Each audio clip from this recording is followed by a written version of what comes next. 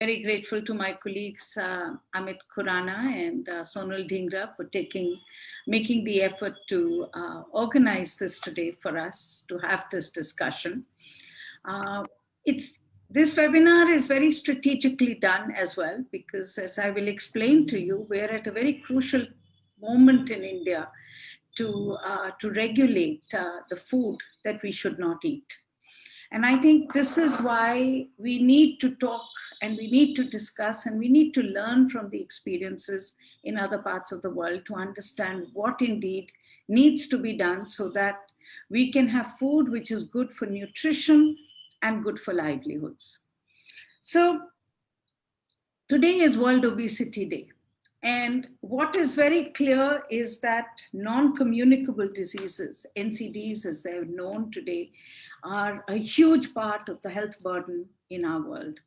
And what is also very clear is that in the world in which we live, the countries like India, countries like Sri Lanka, and we have Lakshman Gamlat with us, our countries cannot afford the burden of NCDs.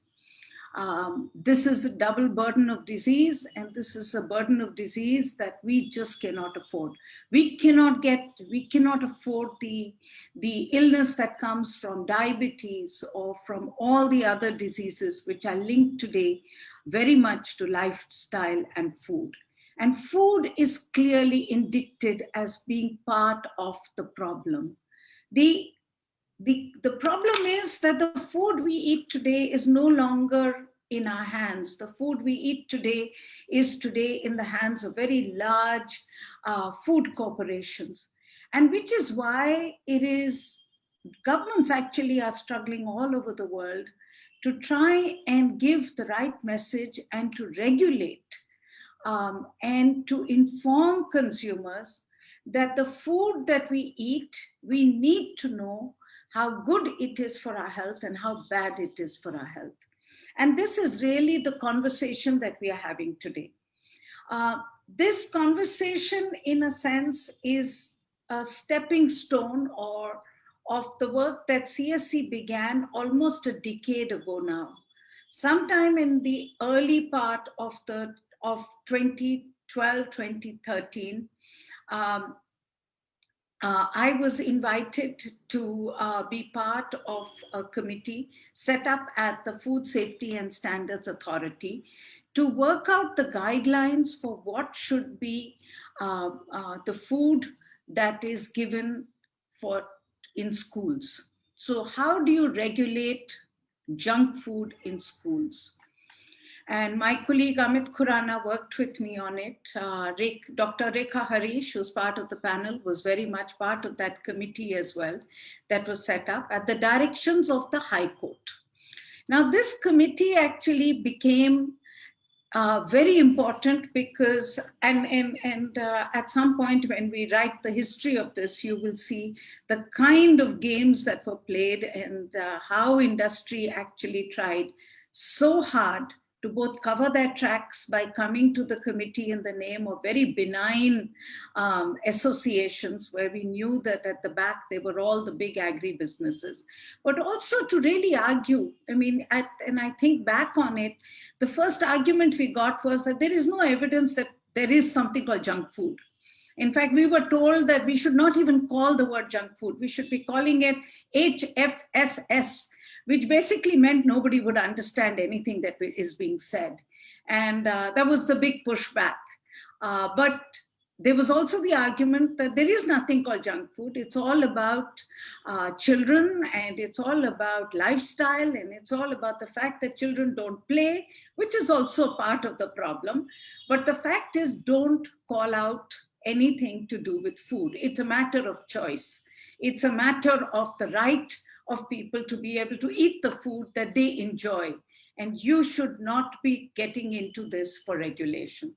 Well, it was a very tough, I think about a few months of very intense committee meetings. We had some extraordinary people part of it. And it's interesting, Rekha, when I think back on it, and I'm sorry, Amit, please forgive me when I say this, but there was a real gender divide because all the women, And all the women other than me were pediatricians and nutritionists, and I was an environmentalist. But it was a real gender divide, because all the women were on one side, and all the men, who were really all industry people and big scientists, were on the other side. But I think we had our way, and I think we were very forceful in the evidence that we could present, which could not be refuted, which is obviously always the way that I believe we need to be able to argue this, is through evidence and put together what are the global practices, what is the information that exists, and therefore be able to argue and cajole and work your way through. That committee, I think, set some very important issues. And if you look at it, there were three big things that we said. And all of those, it's taken us 7 years, 8 years, but that's what India takes. It takes time in India to get these things. And as Amit will show you today, there was committee after committee after committee to try and demolish what we had said. But today, most things are coming together, and we need to be able to keep working to make sure that we can see the results. The first thing that we had argued in the committee was to say that we do need to regulate what we call junk food in schools. And we had talked about guidelines in which schools would basically say that there would be no red category food sold, and that there would be an avoidance of what we called orange category. Those guidelines have actually been issued now by FSSAI, and we need to see their implementation. We need to work with schools so that there is an implementation of those. Obviously, those guidelines are dependent on the limits that are set on how much salt, how much sugar, and how much fat is actually bad for you. But that's part of that second recommendation that this committee made, is that the consumers have the right to know, and that government must come up with what is now known so well as front of pack labeling, which would allow consumers to have the choice, the knowledge to be able to decide. It's the nudge theory, it's the theory of information, but it's essentially about the right to know. Now, that right to know is backed up with huge amount of science in terms of what is bad, how much is bad, and how do you actually communicate that message to people. And that's the conversation that we are going to have today. And this conversation is very important because the government of India, FSSAI, is working today on front of the pack labeling regulations.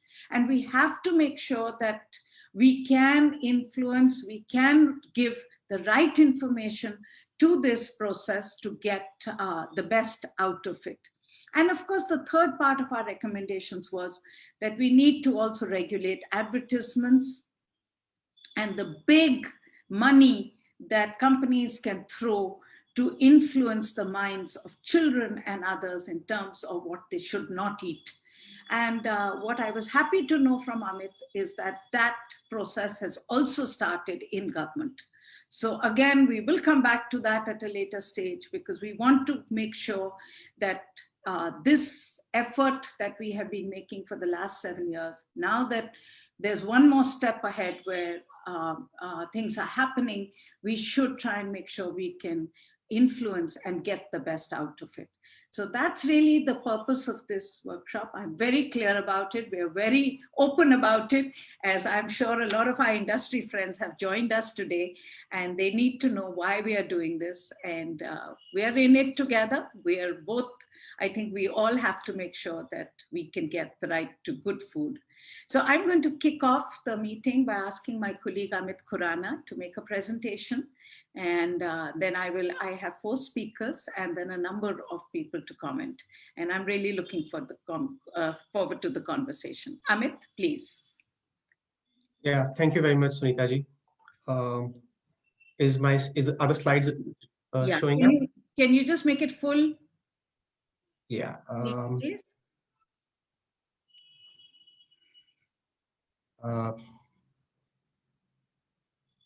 Amit, niche? Yeah, I know that somehow this, okay, yeah. So this bar was problem. Okay. So Thank you very much, Sunita ji, and good afternoon, good evening, everyone in India, and morning, afternoon to people from other parts of the world. Uh, as Sunita ji mentioned, this is a very important topic, very important issue for the children of this country, as well as for the people who want to consume good food. So let me just begin by some numbers here. So this is about growing burden of diet-related non-communicable diseases in India. Most of us in India know this is the reality. Let me just give you some numbers. Uh, so the share of deaths due to NCDs increased from 38% in 1990 to 62% in 2016. 1 in 4 Indian is overweight and obese, and this is as per the latest information from ICMR uh, survey. And if you take a look, it's like 42.5% of the adult population in urban India is overweight, and 18% is the case for rural India. Uh, the obesity is also increasing in women. I mean, 16 out of the 22 states and union territories experience an increase in obesity in women when compared to the National Family Health Survey done a couple of years ago, which was NFHS 4 and NFHS 5, which is just done last year. This is the situation is same from men and again for the children. So you would by and large see increase in almost all parts of the country in obesity in men, women, and overweight in children. So about 30% had raised blood pressure. I mean, again, a very a number that should scare us all. But we also know this is the reality in our families. Uh, and if you see the numbers on the diabetics, it's 16.8% of male adult population and 14.6% of female adult population are diabetic. This is as per the latest and National Family Health Survey. And these numbers were 8% and 6% a few years ago. So overall, big double burden. We all know wasting, stunting, and malnutrition on one side, as well as overweight and obesity on the other side. So what is perhaps leading to this? Part of this could be attributed to the fast changing food habits with fast foods and junk foods. India clearly is experiencing a dietary shift, increasingly consuming more processed foods, more ultra processed foods, both packaged food as well as fast foods. And these are all linked with the double burden. We all know ultra processed foods, which we call junk foods as well, are more of factory products and less of food. So they essentially are far from contributing to a balanced diet. They are high in fat, salt, and sugar. They are high in calories. They are high on refined carbohydrates, high on chemicals, but very importantly, aggressively targeting children in particular, attractively packaged. We all know that, and widely available and accessible than real foods like fruits and vegetables. Cheap, small packages available almost everywhere. And the examples, of course, everyone would know. These do include packaged foods like savory snacks, sugar-sweetened beverages, instant noodles, confectionery, like chocolates, and of course, fast food sold at fast food outlets, burgers, pizzas, fries, etc.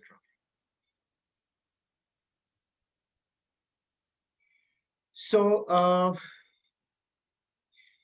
so what, now what is front of pack labeling and also what is nutrition pack labeling? In some sense, front of pack labeling is something that should be for consumers, and information at the back of the pack is something that should be for the scientific understanding and compliance. That's what we are trying to kind of uh, put across, because it is very important that both complement each other.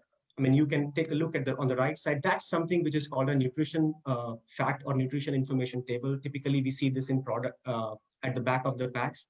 Clearly, too many numbers, difficult to understand, uh, difficult to see, of course, and which requires and these numbers requires complex calculation. So clearly, not consumer friendly. Front of pack labeling, on the other hand, has come across as more consumer friendly version. It's easily noticeable. It's at the front of the pack. It's better understood, known to be better understood. It known to enable quicker and informed choice by consumer, and can encourage healthy eating habits in the long term. The bottom line here is that the primary purpose of FOP should be able to well-inform consumers. And back of the pack information is more suited for compliance and enforcement, so both should complement each other. Let's take a look at the types of FOP labels in different parts of the world. This, of course, also reflects the evolution, how things have changed over the last so many years. So to start with, it all happened through endorsement logos, let's say. And you can see Keyhole is a very famous endorsement logo, Choices logo, Healthier Choices logo. And you can see the countries just below these icons, right? And the years when they started. But essentially, these did not really provide information about specific nutrients. And this was essentially about an overall positive directive assessment, which actually encourages consumer to to overestimate the helpfulness. In fact, they may act as health claims. So that was the problem. That is the problem, I would say, in this kind of endorsement logos. Let me just move to the next part of the. So these are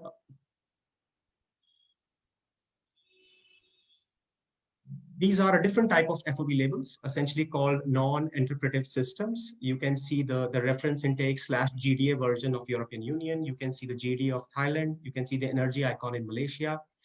And clearly, these are complex numbers, difficult to understand, often monochrome, and no direction to judge decide. And some of these numbers are often mentioned at the back of the label. So putting them also on the front of the pack label would mean less value addition and less space utilization. Uh, and these are often favored by the industry because it helps them more and not really the consumer. In fact, the consumer is misled, left unconfused by design and quite intentionally. Summary indicators, another part of another type of FOP labels, as we all know, health star rating, which is there in Australia, New Zealand. Then there's a Nutri-Score version, which is also popular in some of the European countries, France, Spain, Belgium, Portugal, Austria. But what are the key issues with them? They do not isolate specific ingredients. This is more like a graded assessment. The overall rating or a score of the product may be high if say dietary fiber is high, but the sugar is also high, because these models also include nutrients other than negative nutrients, for example, dietary fiber. And such labels, though, may help pick the better option among the brands, but they may not really discourage the consumption of foods which are high in salt, sugar and fat. That's the interpretive nutrient-specific traffic light label, very popular because it was there in United Kingdom, South Korea, and then a couple of other countries. In Sri Lanka also it is there for drinks, and then for food since 2019, and then in Iran. But there's still some issue here. Negative nutrients are there, but the message can get mixed or unclear because of both red and green colors on the same package. And again, the numbers are there, so it becomes very complex. And the numbers are on per serve basis. And this is something which not many countries have standardized. So this again is a limitation here.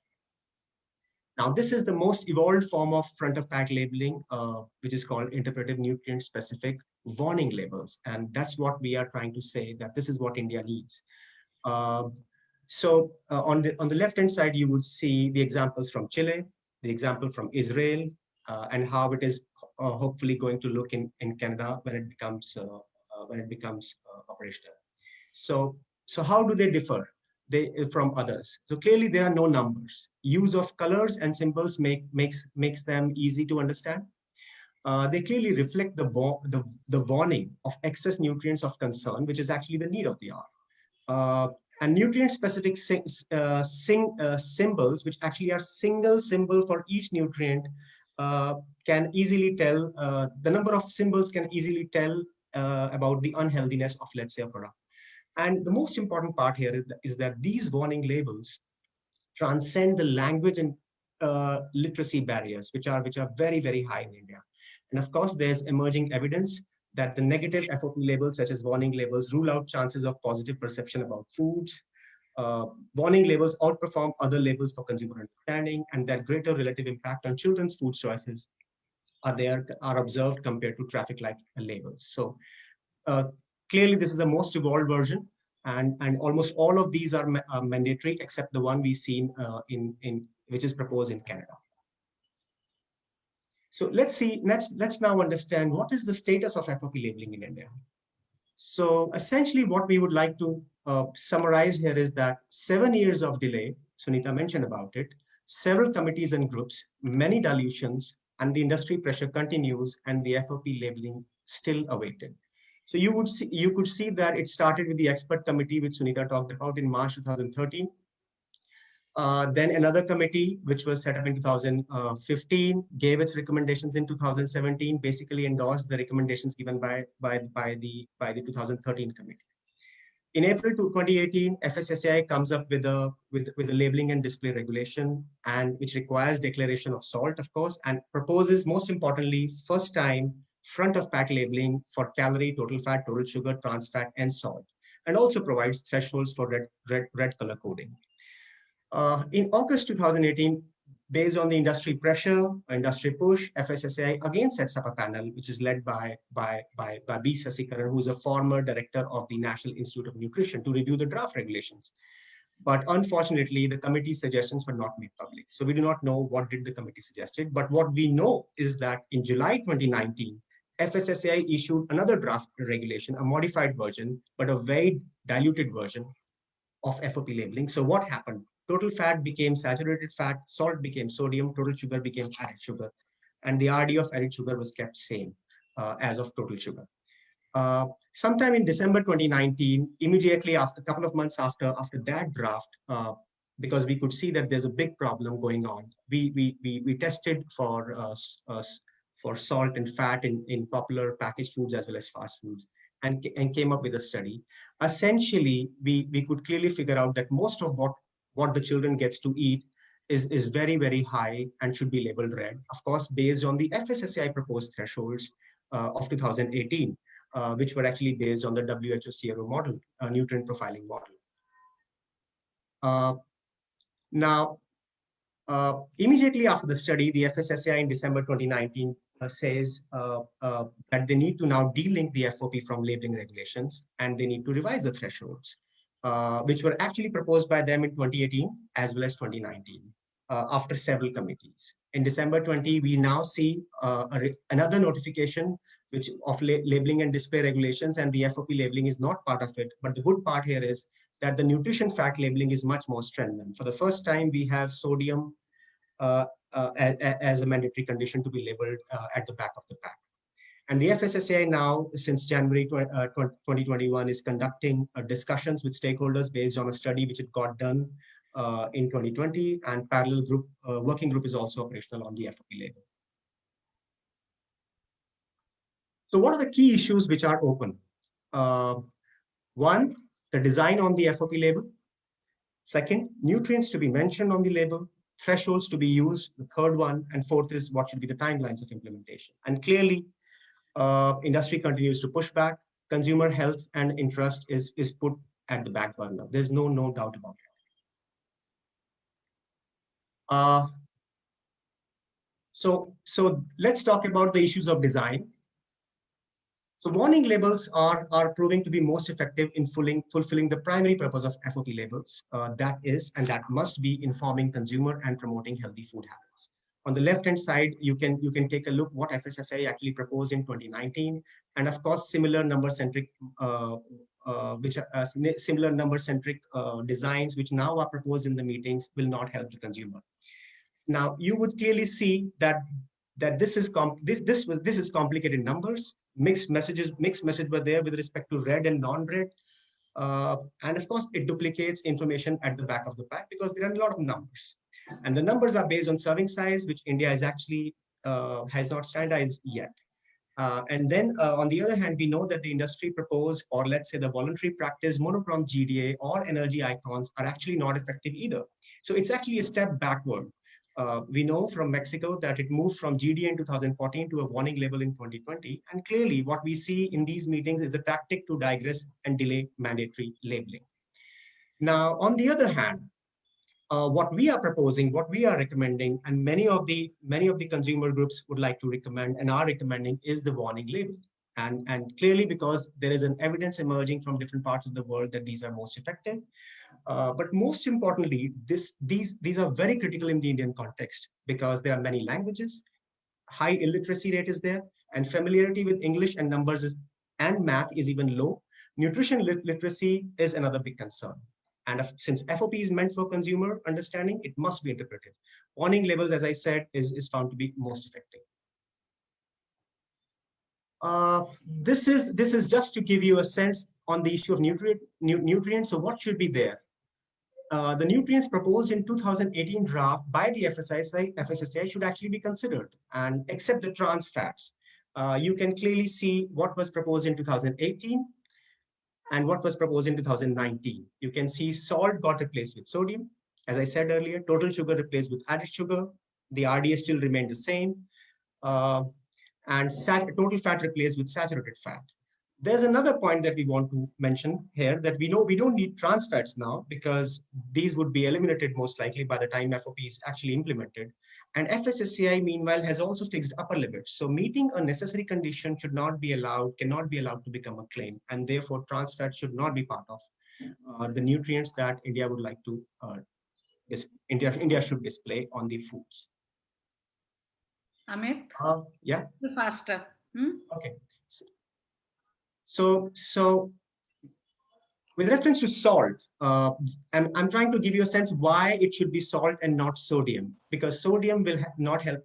Sodium will not only help the industry, but it will also become meaningless for the consumer. We all know salt is commonly understood among consumers, much easier to understand, grams versus milligrams.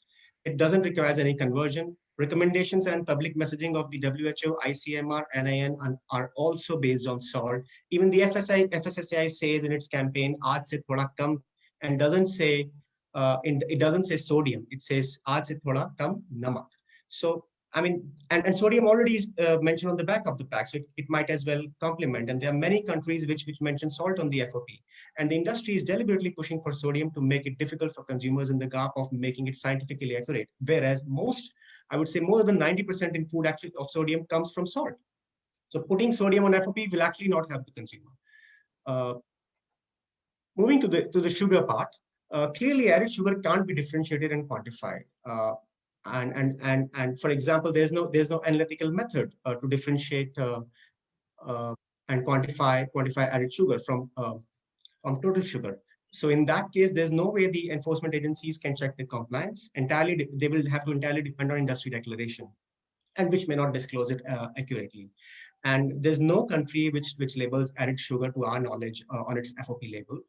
Importantly, the thresholds for total sugar should not be more than 50 grams. We know that the WHO CRO model only talks about total sugar and includes intrinsic and added sugar, and base the thresholds on the 50 grams. NIN also talks about added sugar and clearly as a subset of total, considers as a subset of total sugar, and gives recommendations for 25 grams and 30 grams.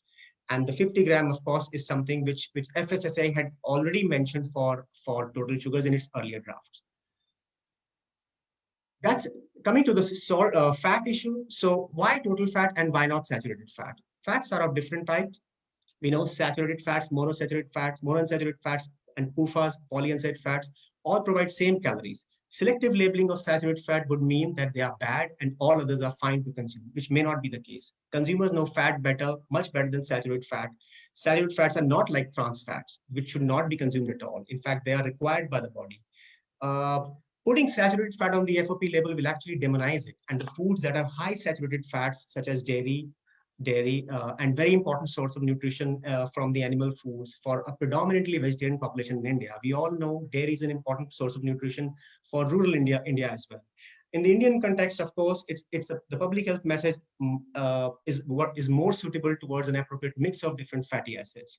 And at the same time, it's important to note that there's an emerging evidence that says saturated fats, that questions the association of saturated fats with cardiovascular disease and mortality in general. There's an evidence which talks about pro-inflammatory nature of PUFAs, so on and so forth. But very importantly, the WHO guidelines again talk about total fat predominantly, and provides thresholds based on total fats for most of the categories. Coming to the thresholds part of it, essentially trying to say that the WHO thresholds are based on are good. They are based on understanding which is similar to the Indian agencies. They are tested in India. And there's no need to revise these thresholds. In any case, these thresholds have enough buffer set on 2,000 calories, but actually the 3 to 9 year old child needs much less calories. Model also consider feasibility of production, and thresholds actually are based on higher value of the range. So on the issue of timelines, we don't think there's any time for delay now. FSSAI must come up with a law now with clear timelines for the industry. It's been 7 years now. Some products we know can't even or will not be reformulated. Our study has shown that in 2019. We need a law now. Implementation time at max can be considered for 3 years, which was actually offered in the FSSAI draft of 2018. And this kind of relaxation of 30% over the thresholds in the year one and then 15% in year two would actually be useful, because it would, on one hand, mean that products that can really be reformulated will get time of 3 years, but those which are quite high will be labeled red soon. And what is very important here is that many of these multinational companies who are pushing the case in India know the global best practices. They follow norms when the regulator gets tough, but try to delay dilute as much as possible in India.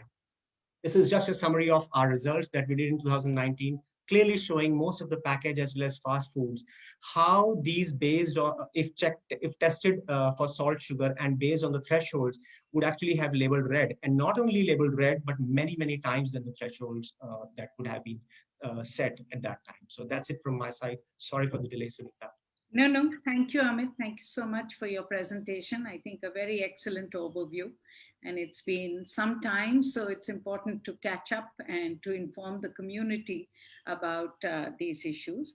I have now the privilege of inviting Professor Mary Labbe to speak. She is the professor at the Department of Nutritional Science, Faculty of Medicine at the University of Toronto.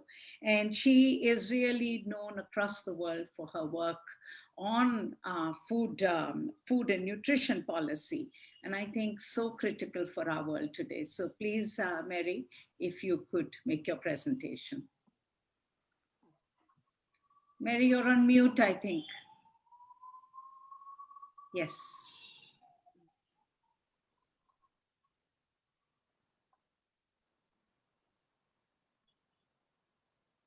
Okay. Am I, you hearing me okay now? Yes, and can you just put it on full screen? Yeah, please? I will do that right now.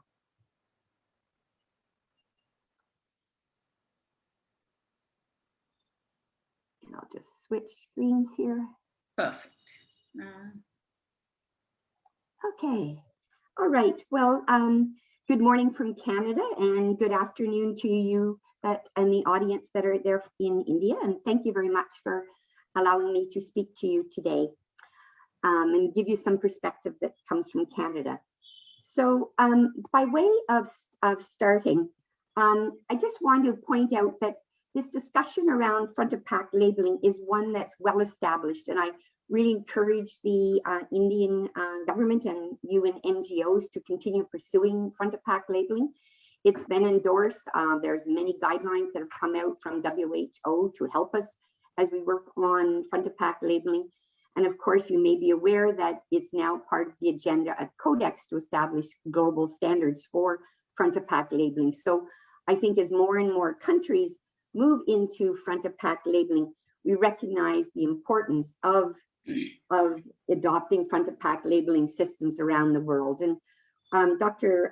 Karani showed a couple of issues earlier, and I'm just going to show here that I put India in with announced, but you're amongst 23 countries that have now announced a form of regulation for front of pack labeling. And you can see the number of countries in orange who have already implemented it in a voluntary fashion, and of course, implemented in a mandatory fashion in the blue countries.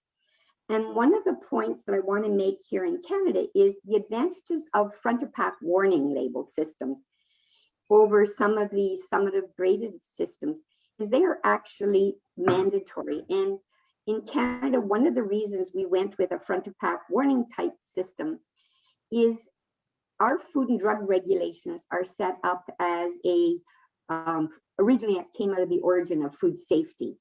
And so this absolutely gives us another underpinning of why we would go from a front of pack warning labels. It really is a food safety system to enable consumers to choose healthier foods. So it also really fits in well with the regulatory type of system we have. while a system that every food was required to have a warning, to have a system, for example, some of the summative systems, it would be very difficult to make that type of system mandatory in Canada under our current regulations, because by nature of our regulations, we couldn't force a healthy food to put a front of pack system on it or a symbol on it. So I also think that part of the issue that why front of pack warning labels are so important from a regulatory context is they allow governments to make the system mandatory. And you usually have a very good basis in the underpinnings of your food and drug regulations or whatever your country's regulations are that you base your system under. And so what's the evidence behind it? Well, this came out of, this is an infographic from Health Canada, but over 60% of the foods in Canada are highly processed. And you can see the numbers that have high levels of sugar, sodium, and saturated fats in the food supply in Canada. And this led to the announcement in 2016 of the Healthy Eating Strategy. And I was heartened to hear that you are considering a system that joins both front of pack warning labels with using them to restrict the marketing of unhealthy foods to children, because I think they become intimately regulated and give another rationale why front of pack labeling is so important.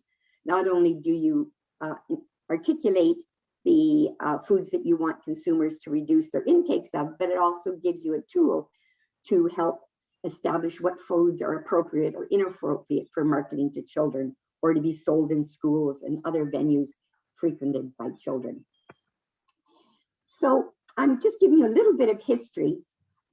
After the Healthy Eating Strategy in 2016, the Minister of Health in Canada was actually in the mandate letters, which are the public letters where the Prime Minister issues to each Minister of Health, what do they have to get accomplished before the next election. And in the mandate letter from the Minister of Health, and it was reconfirmed after the last election, the Minister of Health is charged with promoting healthy eating, including introducing regulations for restricting marketing of unhealthy foods to children, and to establish front of package labeling regulations. So you can see, and even though we've been, I would say, sidelined or delayed due to COVID, January 21, just of this year, the Prime Minister issued another mandate letter to the Minister of Health, and it again articulates the need for front of pack labeling, although we obviously giving priority to COVID issues right now, it still appears in the letter. So what is Canada proposing? We're proposing a high-in symbol or warning label. The system has gone to Canada Gazette Part 1 in 2018, and that is our first stage of the regulatory process. We had hoped to go to phase 2, but we were interrupted by both an election and then front of pack labeling, and then COVID, but we hope it's still on. The system has current thresholds for saturated fats, sodium, and sugars, and foods that would exceed those labels would have to have a front of pack warning. The only thing that was not clearly articulated in the regulation was which symbol it would have. And so there was, part of it was a consultation, and the government themselves have done a lot of research as well as researchers, and it will have some form of symbol rather than a labeling we've seen from their results. So although we don't know what the symbol would like, it's likely either something like a magnifying glass or an exclamation or a warning type symbol. Oops.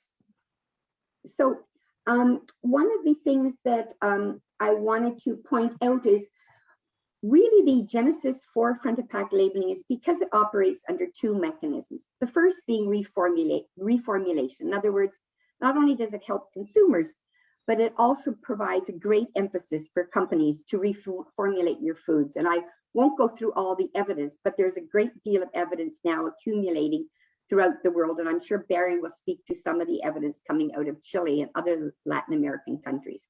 But it really does operate through the pathway of reformulating the foods by the food industry to avoid the front of pack warning labels. And this is research that our group did for the government based on their published standards that they issued in 2018 to say, well, how many foods in our food supply in Canada would require those warning labels? In other words, would it do anything? And you can see that under our current food supply, 67% of foods in Canada would require at least one front of pack warning.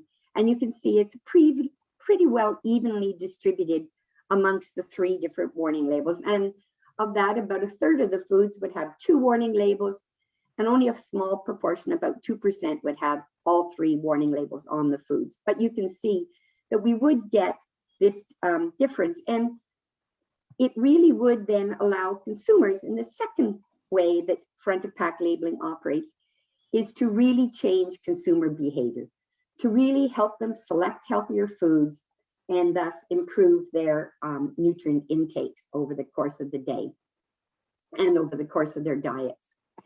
And so one of the things that front of pack labeling has to be, it has to allow consumers to quickly and easily identify those foods that are high in sugar, sodium, or saturated fats. And data comes out of Canada that the average Canadian consumer chooses the food in less than 8 seconds. And you can obviously tell from that, there is no time to flip the food over to compare 2 nutrition facts tables. And so really, as we see, what happens is we have come from a system, and I'm not sure if you can see my skip, which we still have our nutrition facts table, but we're really going for a system that makes it simple, easy to use, and requires less cognitive skills on the part of the consumer. And so what we're really going from is what we call, as you were talking about, a facts-based system. And these facts-based systems require a lot of cognitive and math skills to use to interpretive systems. And there's a large number of interpretive systems, but they're simple and easy to use quickly. And why is that important in Canada? Well, first of all, 50% of foods in Canada already carry some form of nutrient content claim. In other words, the industry is already putting some form of health promotion, food promotion activities, promoting some positive attribute about their foods.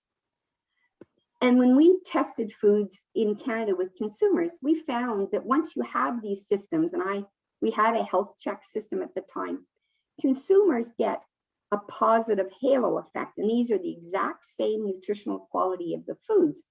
And you can see that when there's the red bar, when there is some form of positive labeling, the red and the green bars, consumers think those foods are much more healthier than the comparable food without those symbols on.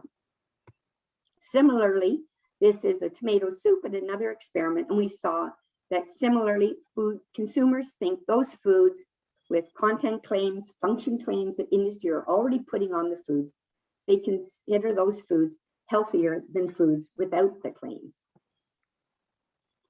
And another study we did in Canada that I think is important is consumers with lower health literacy. There's a couple of things we found, and we tested a whole pile of beverages, and I won't go into the study, but basically consumers with lower health literacy are 2 things. One, they're unable to perceive differences between the foods.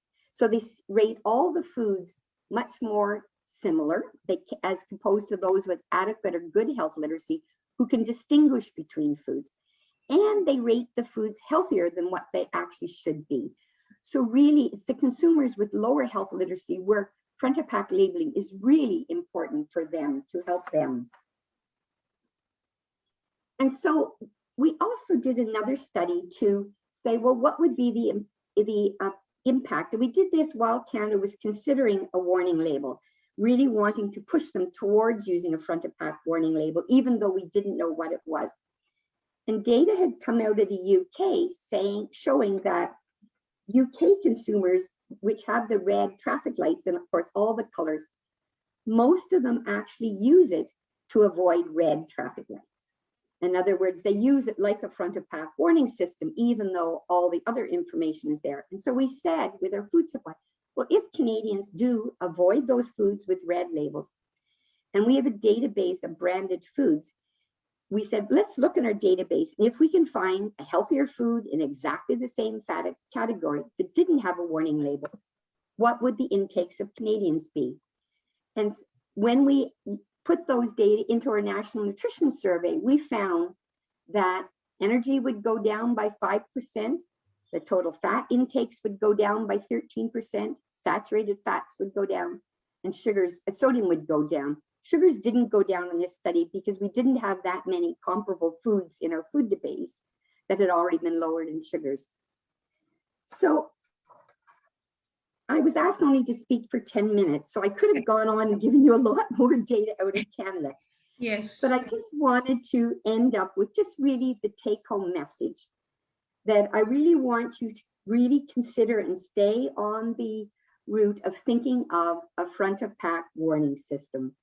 They really, even whatever system and symbol is eventually chosen, and we don't know which one governments are, but they have indicated that it will be a symbol based. So the last two will likely be gone. They will not be a text-based ones. It really does change three things. One, it encourages industry to reformulate their foods. It does reduce sales of unhealthy products.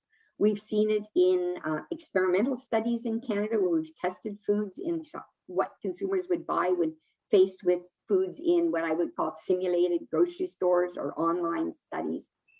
And of course, we've seen that happen now in some of the data in other countries which have implemented it. So that we really will reduce the sales of these unhealthy products. And the third, it really does start to change social norms. And I think that's that misunderstanding of what a healthy food is, which foods should be encouraged. And that's also part of what we want to accomplish. And this really will join in with things like our food guide, which now tells consumers to choose these foods, avoid these foods, choose less often foods that are high in sugars, sodiums, and saturated fats. So front of pack warning labels will now give them the tools to really change those norms to help consumers understand which are the types of foods they should be choosing. And with that, I know this was very quick, and I guess I tried to fit as much as I could in, and I even went over my 10 minutes. But I want to also thank my research group and a number of research collaborators and my funders for giving me the opportunity to conduct this research. And I think we'll have some questions at the end, and I'll be with you later. So thank you very much. Thank you, Mary. Thank you so much. Fascinating and really good learning that we have in terms of how this whole science has progressed. And that's really important for us because it's all about what will work best. And I will now bring in Barry Popkin to speak. Barry is a nutrition and obesity researcher at the Carolina Population Center, but actually he needs no introduction to this community. His work is so well known and has been so informative for policy across the world in terms of understanding what actually nudges change, what will regulate this food. So Barry, your presentation is on the screen now, and if you could make your presentation. And thank you so much for joining us so early in the morning for you. Namaste, Ji. Thank you very much. I'm really pleased to be here. Kushi hui. I want to start. Next slide, please. Next slide. I'm not moving these. These are being done by someone at your. Okay, thank you.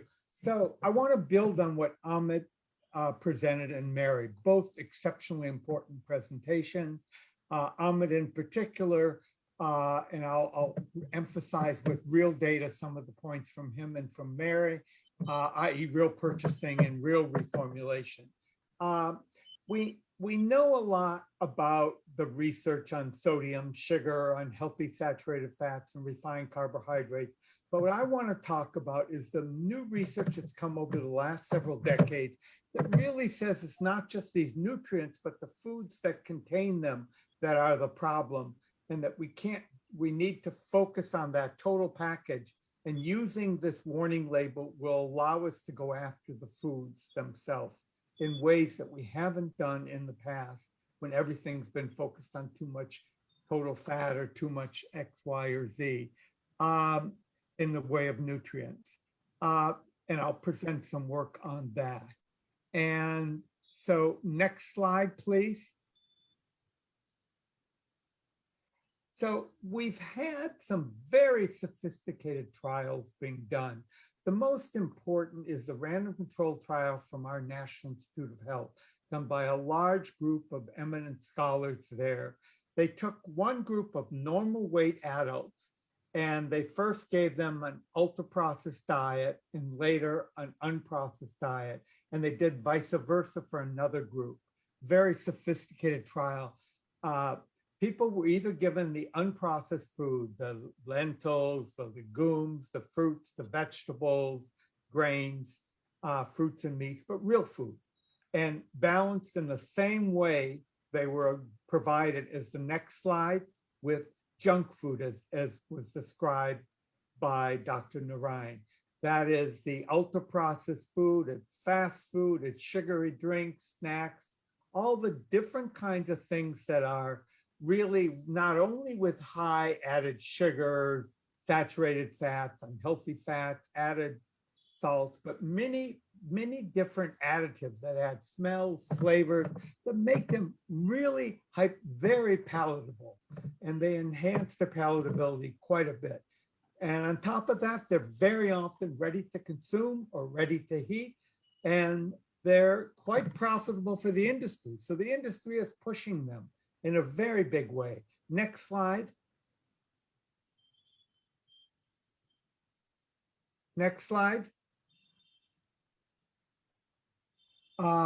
So in this study, oh, go back, please, one slide.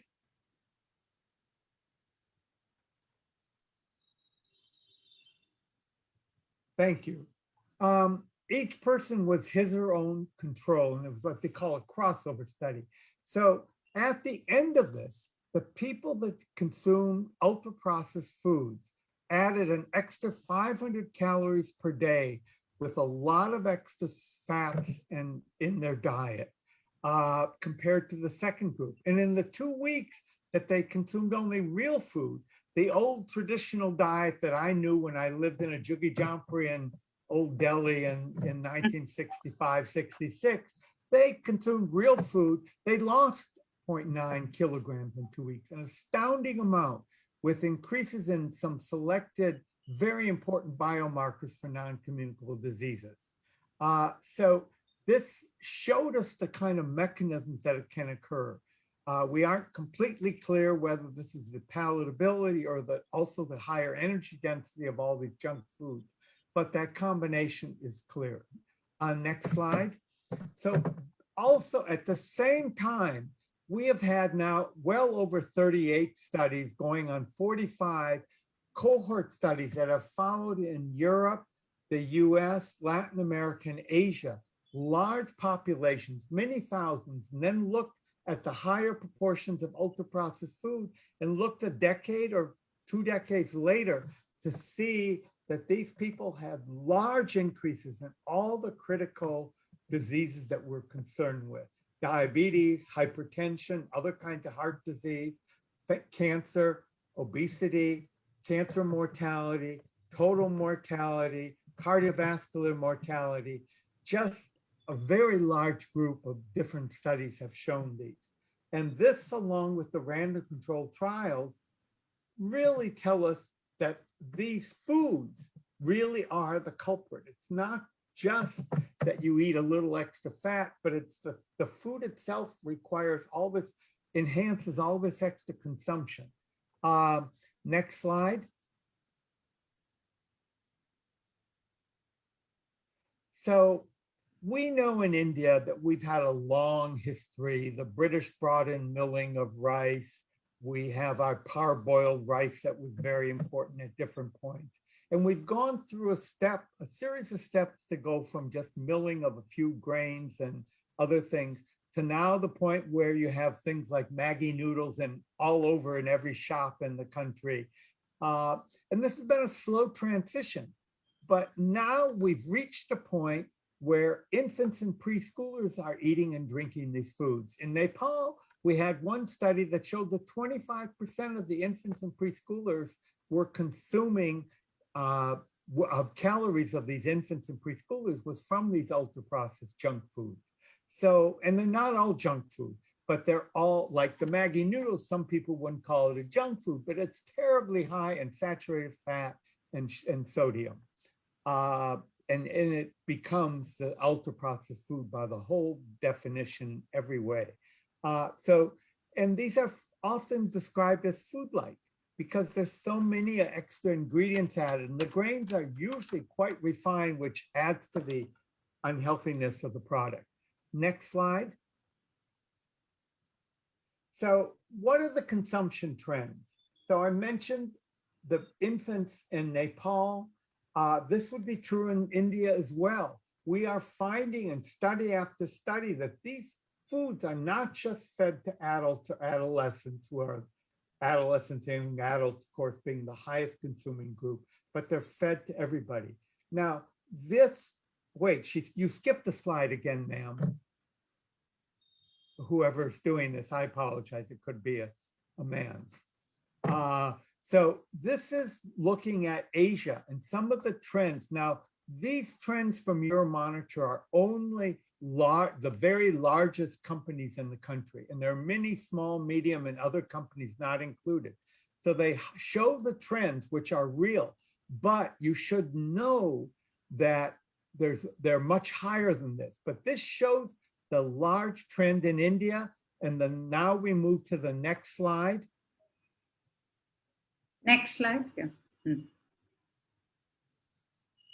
And we can see that in India, a lot of these are sweet snacks, but increasingly you're also consuming the savory snacks with higher sodium and saturated fat.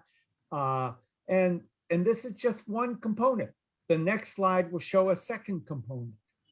And it's the trend that you need to see, this tripling in 15, 20 years. Here you can see it for sugary beverages, both fruit drinks and carbonated beverages. And you can see this kind of an increase, almost a 4-fold increase in this 13-year period. This is what's going to be the future of India. It's these trends that scare me the most for my family and friends in South Asia. So next slide, please.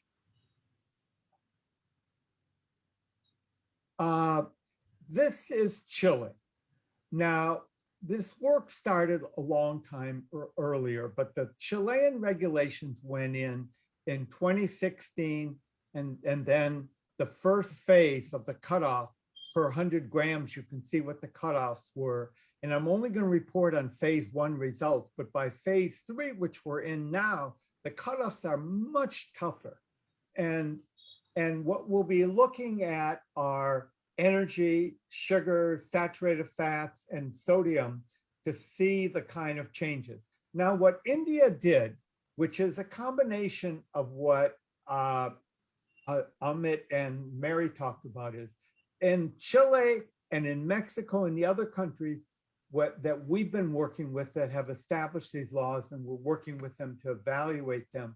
They've talked about if it has added sugar or if it has added sodium or added fat, then we look at it as a way to get around natural dairy products, which we certainly don't want to have a logo on, but which can be very high in fat in India just because of the higher fat nature of some of the animals that the foods come from. And next slide, please. And Chile, as a high literacy country, we did not see the need to have figures on them.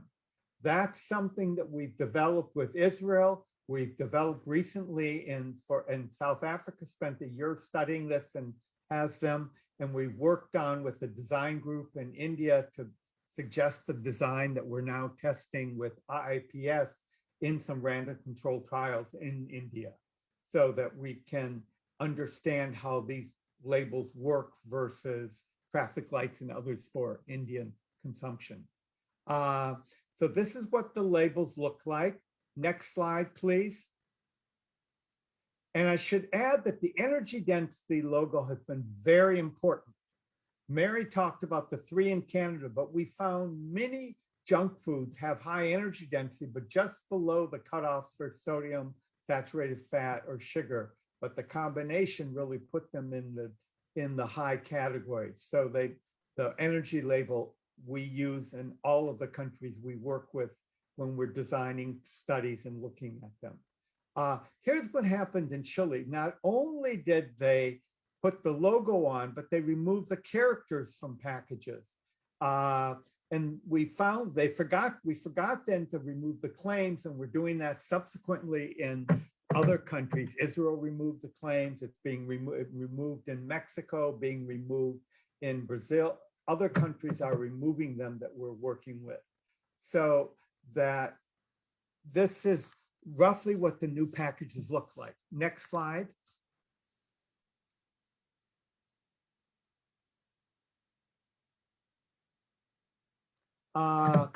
So we have 9 focus groups that we ran, and we did these on low-income mothers with children in different parts of Santiago a year after the first phase. And it shocked me on what we found, actually, in terms of how they view these logos, what their children are saying to them. So next slide. This is an example of what the children are telling the mothers and what the mothers told us in these focus groups. And you can see by this that this is a potentially norm-changing approach. Now, I should add there that these foods can't be seen. Once you have the warning label, you cannot be seen, sold, consumed in a school in Chile. And so this warning label provides a very easy way to implement in schools what Amit and Sunita talked about earlier about the school legislation and the school work of SSAI. Next slide, but these just give you a sense. I could have given you dozens of these. I love these quotes from the mothers. We have other impact studies on this, but I want to go to the studies on product reformulation and purchasing now to show you a real world study of impact. Next slide. So firstly, in purchasing, we saw, and just in the first year, when the cutoffs are not the most extreme, we saw a huge reduction. At the time of the study, Chile was the highest consumer per capita of SSBs in the world, sugar sweetened beverages.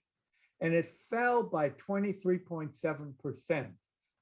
At the same time, we saw an increase in the non-warning label foods. It was smaller because Chile is a country with potable water, and we suspect a lot more water consumption went on. And we had declines among both sweetened fruit and sweetened dairy products. Very important that we cut. So, and these declines were much greater, actually triple what we found from attack studies that we had done in Mexico and other countries. Next slide. So this is what it looks like. Now, this is an education approach. And you will expect initially in the first year, like we found in Chile, a larger proportional increase among the higher educated. But in absolute terms, because the poor are increasingly consuming more and more of these junk foods and ultra-processed foods, we saw almost the same absolute decline among the poor. Next slide. So I want to talk about reformulation. And I want to show next, push the button again, please. Thank you. So looking at the proportion that went down for the high-end products, you see almost a halving of some of the high-end sugars for some of the food products. This is not just the beverages, but the beverages, of course, decline significantly. It's easier then to replace the beverages, but go on, next slide, please. And these are just a kind of a summary of some of the food groups where we saw these declines in sugar, in energy, in saturated fats, and sodium. Next slide, please. Push it again. And in these products. So we saw the most important declines were in sugar and sodium. And these were really quite significant. And so I want you to be aware of that's where you'll see the beginning declines. We saw declines also in saturated fat. The companies were starting to bake products and sell them rather than just put them in deep and saturated fats, which in India, of course, might be palm oil, which is the worst saturated fat around. Next slide, please. Next, please. And all of these studies are published. They're listed on our web, and they're listed on the bottom of my slides, which will be put online, so you can see any of them. And certainly we have others, and we have one coming out that will summarize from 5 of the countries we work with the results of real world impact studies on taxes, front of the label profiling in Lancet. So the warning labels are really the only approach, forgetting about the healthy stars, the traffic lights, that has shown real world changes in purchasing and in reformulation that are large. I want to emphasize that. The GDAs, the choices, the Nutri-Score, the multiple traffic lights, they've really not been found to impact ultra-processed foods. That's really important because that's our goal. Our goal is to cut the sodium, to cut the added the sugars, to cut the unhealthy fat, to cut down the energy on these unhealthy foods. And no results have come from these in the real world. We have all sorts of different studies on warning labels. We also have RCTs in labs and other things, 28 of them in one meta-analysis showed that they reduced food purchases. But the reality is, intention that is, but real purchases what count. Secondly, this builds on a large history in tobacco, alcohol, highway safety, and even asbestos, using warning labels to cut consumption. So this is building on a whole large psychological history of studies in these areas that warning labels work best to stop practices which are unhealthy. Already we have some countries that have adopted the warning label, similar where Canada was close. UK is in a public comment phase where they had they're pushing the Ministry of Health that I'm interacting with, wants to put in warning labels. We'll see what'll happen in Canada, but because industry doesn't like warning labels.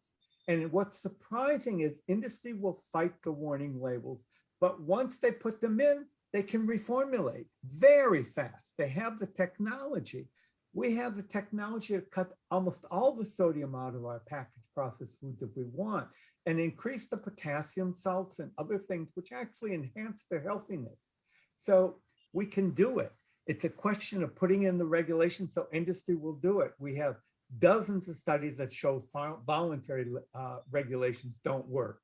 And I initially thought positive logos were best, but after seeing results working with Chile on the warning label, I'm truly convinced that the warning labels are the one approach that can help us to begin to deal with the ultra-processed foods and move toward a healthier diet. Next slide.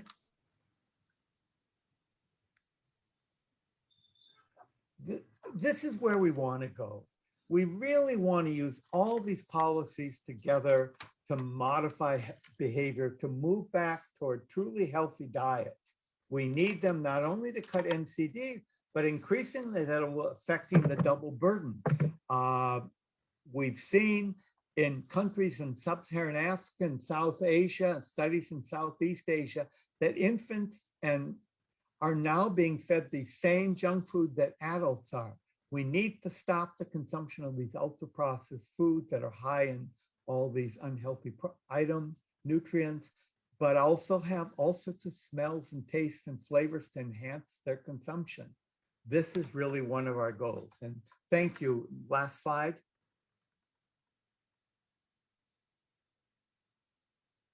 So to emphasize again, for dealing with the double burden in India and globally, I feel putting in these warning labels is really important. It will get us closer to a healthier lifestyle that we need. And I applaud the work of CSC and many of my other colleagues in the advocacy community starting to talk about these ultra processed foods and starting to talk about the need for warning labels. And we are in just beginning an RCT around the country and all the different regions, looking at warning labels versus traffic lights and GD to understand which would be better for India. And I suspect it will show, but it's a scientific study, so I don't know for sure, but my hypothesis, it will show that to cut the consumption and purchasing of the unhealthy products, the warning label will work best in India. Namaste, Ji, and I'm very happy to present this. Thank you so much, Barry. That was fascinating. And I think a very clear message to everyone that the learning today is that, keep it simple, keep it strong, and make sure that consumers understand what they have. So I think we will certainly learn from this and see what best we can take forward.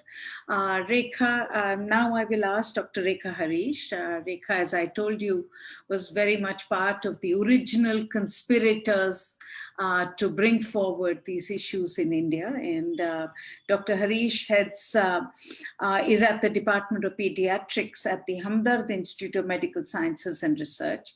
And she's also the national chairperson of the Indian Academy of Pediatrics, Task Force for Preventing NCDs in 2019-2021. Rekha, can I request you to keep it for 10 minutes, please? Because I want to bring in all the comments, and I can see there are lots of questions to everyone. So I'm sorry I've lost some time, but if you could help me out now. Thank you. Sure, ma'am, sure.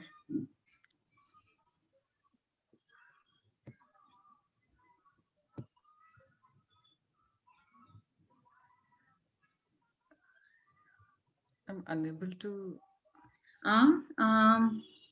This is a snippet tool. This is not the PPT. This is not a PPT? It's a PPT. It doesn't look like a PPT. Okay, I've allow shared my PPT, allow but- me to share. Let me try. Yeah.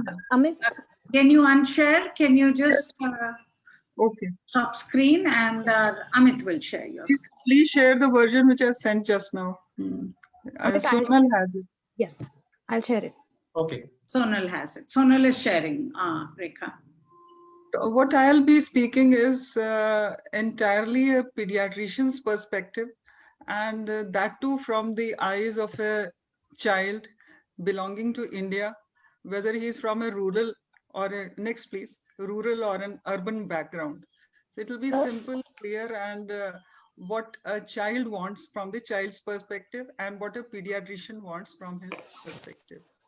So I'll just refer to the largest national nutrition survey, which has been spread over 2 years from our country, where, please go back to the first slide, whereby nearly more than 1 lakh children were evaluated. 51,000 had given their blood samples. Please go back to the slide 1, the CNNS survey. Back, please. Bus. So stop here, please. Next. I'm sorry for this. Next one. Next one, Sonal. This one? Yes, yes. So what we found that non-communicable diseases have encroached at such a young age that even 5 to 9 years children and 10 to 19 years children are all having evidences of NCDs. As many as 1 in 10 school-age children and adolescents are pre-diabetic, that is HbA1c more than 5.7. 1% of the school age children were already diabetic. 3% of school age children and 4% had total cholesterol much more than normal. 1/4 of them had HDL, that is good cholesterol, which is lower than normal. 1/3 of them had hypertriglyceridemia. Then 7% of these children are already having some form of the renal damage, which is already settled in. And 5% of these adolescents are already having hypertension. And this scenario, it really gives us jitters, and the figures are not better in the rural population. They are even worse. So this makes, next please, this makes us think what has gone wrong, what has gone wrong in our environment. Next please. So when we talk of the key modifiable risk factors, WHO has framed 5 ones, and out of them unhealthy eating is, we've heard about ultra processed food, which is starts from food, but the way it is processed, what the way it is treated, by the end product there is hardly any food left, only FSS and chemicals and preservatives. Next please. Next. And we know all these factors, they are contributing to obesity. Next.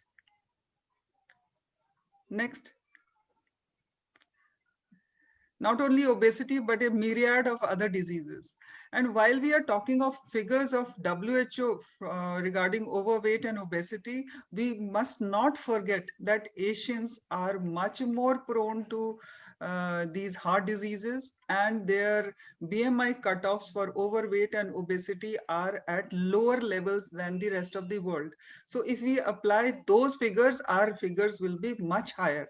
And this has been proved by Yudnik and Yajnik's hypothesis, whereby two persons with the same BMI from Asian region as well as from the West had 3 times, we have 3 times much more body fat, and you can imagine the implications. Next. This is another area which I would like to bring to attention, that as a part of this group constituted by Nutrition Chapter of Indian Academy of Pediatrics, we have expanded the definition of junk to junks. J includes foods which are high in fat, sugar, and salts. U for ultra processed. N is for nutritionally inappropriate, whether it is homemade food also. If it is prepared in recycled oil with large amounts of FSS, it is nutritionally inappropriate. C for caffeinated and colored drinks, which are having, most of them are having high amounts of preservatives. And S is for sugar sweetened beverages. Next. And I must bring to attention that the first junk in the human life is the tinned milk or the infant milks, which are used instead of mother's milk. So they should be a strict prescription of a health worker, whether the baby ever requires this. Next.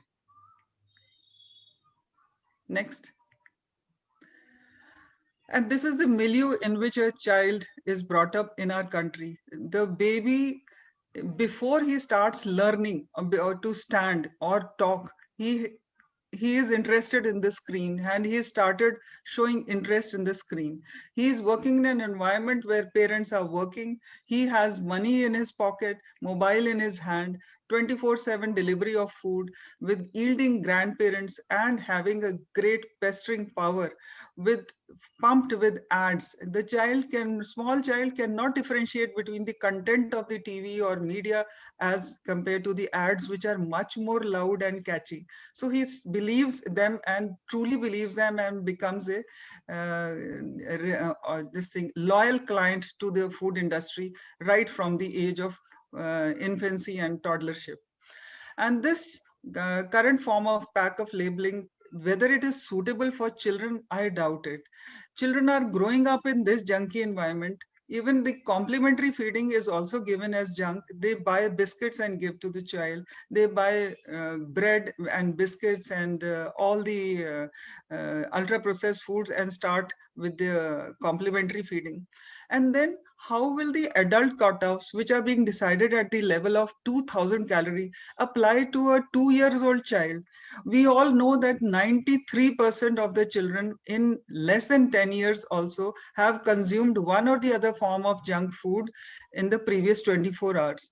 So if we start working only on adult cutoffs levels, what will we do to our children? These children have already developed hypertension. They are already diabetic. So why do we want to concentrate on 2000 calories? Why not 1000 calories when the child is started having the exposure to ultra processed food? The calorie cutoff from my perspective should begin from 1000 calories. Next. Next. Next, please.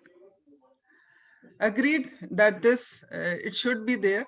And what nutrients should be there? I agree with the fact that we should have total fat display also, because there may be a product which may have high energy value and may have lesser amount of saturated fat.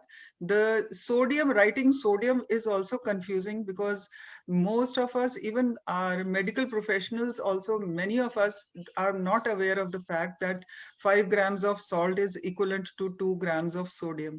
And to calculate that in practically and per serving size is also sometimes written as 16 chips, or sometimes it is written as 28 grams.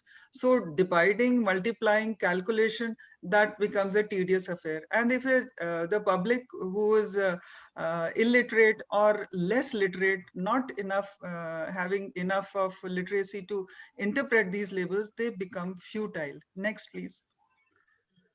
I will not touch the aspects which have already been touched and very nicely been dealt by Amitji and Dr. Mary and Dr. Hopkins. The thresholds for FoP labels, I agree, the WHO CRO nutrition profiling modeling is very logical and it should be there.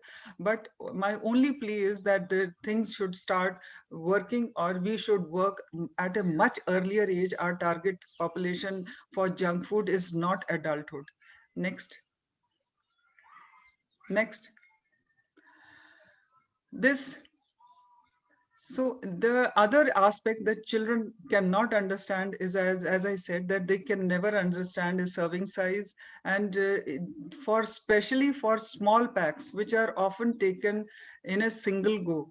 I'll give you an example, like a 200 ml of juice pack, said this thing, or a sugar sweetened beverage is available, and the composition is written as 100 ml.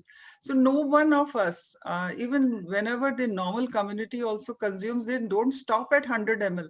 They will consume the full 200 ml. So why do we require 100 ml labeling for a product which is to be consumed in one go? Please think over that. Then there is a possibility that if we get green label for all the nutrients like fat, sugar, salt, whatever way we think is appropriate, this can lead to overconsumption of the healthy, so-called healthy foods. So that is, obesity not only occurs because of the consumption of only ultra processed and junk foods, it also occurs because of the overconsumption of healthy foods, so-called healthy foods. Next, please. Next. And what about the products which are already named as healthy? Who will try to read their labels if they are already projected as healthy? Then I thought of a way, because we keep on holding school workshops, and this is the commonest order which is placed by an adolescent when he visits a outlet. And the calorie content, we know it's much more than 2000, and it has exceeded the day's requirements of fats, and many more times. Next, please. Many more times of sugar. So with this, it's very difficult to explain that this is your requirement and you have fulfilled it. But if we tell it in this way, that for this meal, you have to burn the calories which you have consumed, you have to run for 4.5 hours. You have to walk for 8.5 hours. at the and complete 21 miles of walk, this might be much more easier to understand for a child. Next, please. Next, please.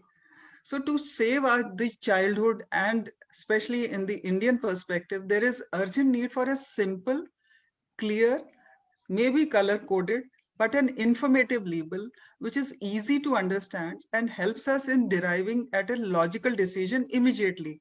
So if we take time in calculating and spending, the time lost in the mall will be ultimately resulting into buying the product.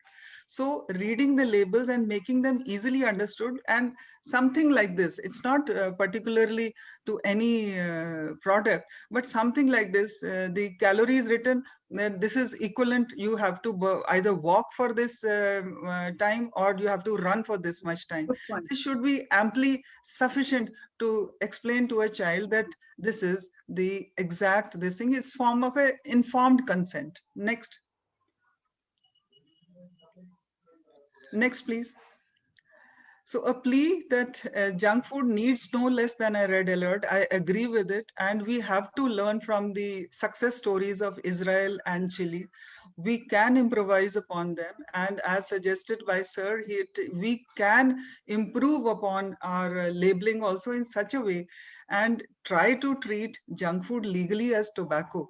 The keeping a curtail on the media advertisement for food, misleading labels will definitely help in managing this issue. Next. Thank you, Rekha. Rekha, can I ask you to wind up? Yes, Oh, thank it's you. last. Last slide. Perfect.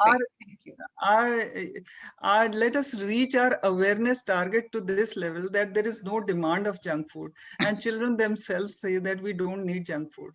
It's not an impossible target. It is a possible if we all around the child gather together with the same mission. Thank you so much, ma'am. Thank you, Rekha. I now will invite, I have 5 very important speakers, and I will ask them all for very quick comments and their views on what has been discussed.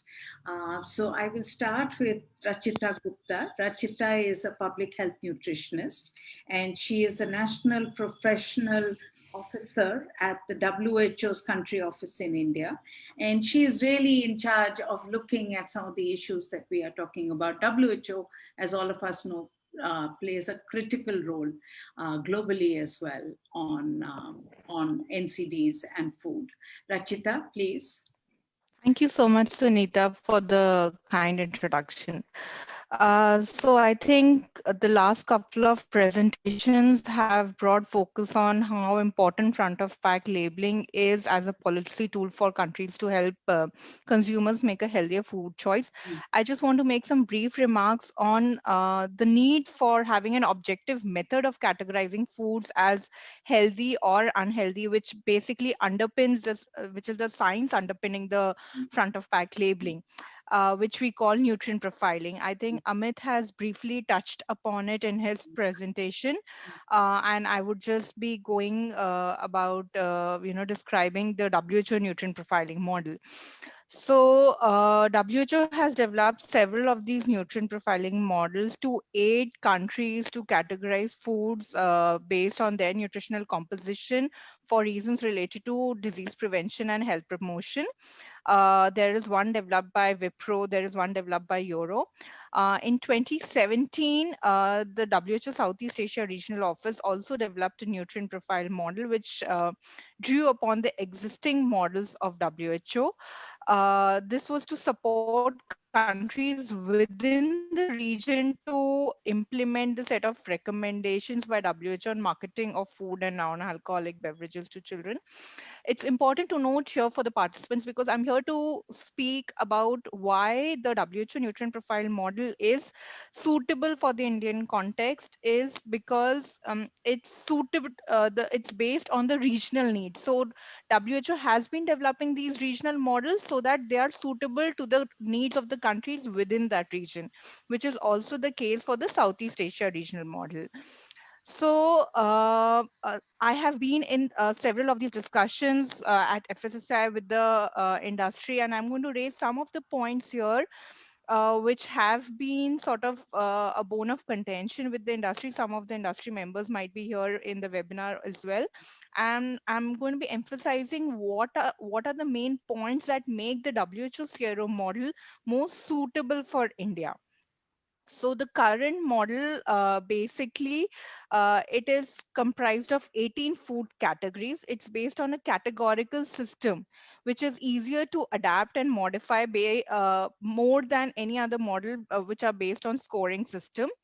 It encourages comparison of nutritional contents of products within a food category, compared to a model which has across the board criteria, because the industry has been quite hesitant. How can you apply an across the board criteria for all the food products? So this is not the case. For each of the different food product categories, we have a different threshold for different nutrients. It dichotomizes the foods into healthy and unhealthy, as I mentioned earlier, depending on the nutrient content. And that is why it is appropriate for a nutrient specific warning label, which is currently proposed by FSSAI. Also, in terms of product reformulation, WHO's food category specific criteria, it has a potential to target key nutrients for a particular food group to drive the incremental reformulation. For example, for food products which are high in sugar, the thresholds are mentioned for total sugar. For products which are, for example, namkeens, which might be high in salt and fat, the thresholds have been set for those particular target nutrients. This also supports consumer food choices, as it aids consumers to make comparisons within a category of products. They can compare within the category of biscuits whether biscuit A is better than biscuit B in terms of its nutritional content. Also, one important thing that I want to mention here is that the nutrient criteria that applies to the specific food categories, they are informed by the nutrient content of the product in the market. So this allows the criteria to be nuanced to the nutrients of concern for particular foods, which also are considered in setting the cutoff points based on the practicality and the consumer acceptability, because these are some of the issues that the industry has been raising, that the WHO nutrient profile model has very stringent cutoffs. No, the cutoffs are quite rational, and they are based on the allowing the technology to be accommodated to produce those kind of foods. Like biscuits need certain amount of fat to be there. There is a requirement for certain amount of sugar to be there in certain products for preservation, for certain amount of palatability. So that has been taken into account in setting those thresholds. Also, the food categories that are proposed in the WHO model, they are aligned with the codex food categories. So since the food regulators are quite familiar with the codex categories, it makes them easier for the food regulator, in this case FSSAI, to adopt them in the regulatory process. Also, in terms of the nutrients that have been included in the current model, it includes all the thresholds that are of concern for India, given the trend which has been shown by Dr. Rekha Harish also. So it includes total fat, and it includes saturated fat, total sugar, added sugar, sodium. So all the nutrients of interest are covered in the WHO model. As Amit mentioned, the thresholds are based on the WHO population nutrient intake goals to prevent obesity and related NCDs, and also the sugar and salt guidelines of WHO. But with respect to India, if you will see, these are very well aligned to the NIN's national dietary guidelines. So we don't need us to, restart from scratch and, reinvent the wheel. It's already quite well aligned to our own dietary guidelines. Thank you. Thank you. With Sorry, go ahead. Go I ahead. just wanted to highlight. Yeah, I just wanted to highlight a couple of more things. Okay. In terms of the development of the regional model, it was developed based on an extensive pilot testing exercise, which included 5 countries. India was one of those countries wherein this whole pilot testing exercise took place in 2016. We had collected over 1,100 commonly consumed packaged food products through an internet and market-based survey, and took the information, the nutrition information from the back of pack of those products. An extensive stakeholder consultation was organized, which included several academic institutions representatives who deliberated on the applicability, feasibility of adopting this draft model within the Indian context, its suitability. So based on all this deliberation, the findings were shared at a regional level during a regional meeting. And the findings from all the 5 countries were then collated to finalize the model. So that's one important thing I wanted to reiterate, that the model has already been validated in the Indian context, and that is why it is quite suitable for India to adopt to develop an FOPL. Another thing that I wanted to highlight in the context of Mary and Barry's presentation was that the WHO nutrient profile model, the thresholds that are provided, they are in the same range as the medium or the amber of the traffic light thresholds that are used in UK or other countries, and also the threshold for the 36-month timeline of the Chilean model. So the it's aligned to the global best practice. It has been developed using data from a wide variety of food products which are from India, and with the binary thresholds, it provides ease in monitoring by FSSA as well, and aids in appropriate consumer choices, and that makes it the most suitable one for adoption in India. That's all. Thank you, Sunita. Rachita. Very important. I think very important because we need to move ahead. And so if you have something that can be used, I think it is something that WHO is clearly, and that brings me actually to Lakshman Gamyat now, and Gamlat now. And Lakshman Gamlat is the former Director General, Deputy Director General at the Ministry of Health in Sri Lanka. But most importantly, Lakshman Gamlat was working and was very much involved in developing the FOP for Sri Lanka using the WHO CRO thresholds.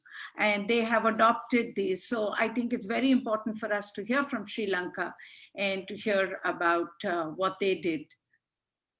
Yes, please. Thank you, Sunita.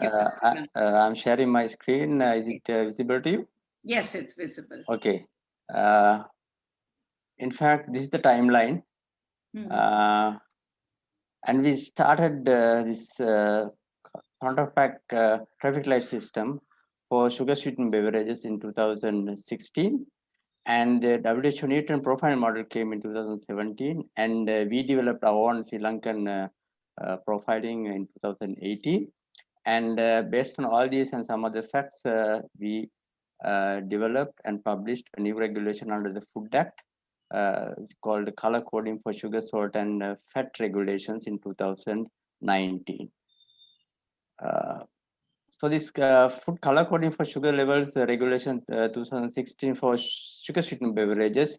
These are in fact the thresholds, and if less than 2 grams green, 2 to 11 grams amber, and more than 11 grams it is red. And this is how it actually appears in the bottles. And our experience with regards, these are the positive effects of this reduction of sugar levels in many beverages within a very short period of time. In fact, almost overnight, people reduced the sugar content of many sugar sweetened beverages because no one wanted to be red. And raised awareness among the public because this is a new thing. For the first time in Sri Lanka, we did it.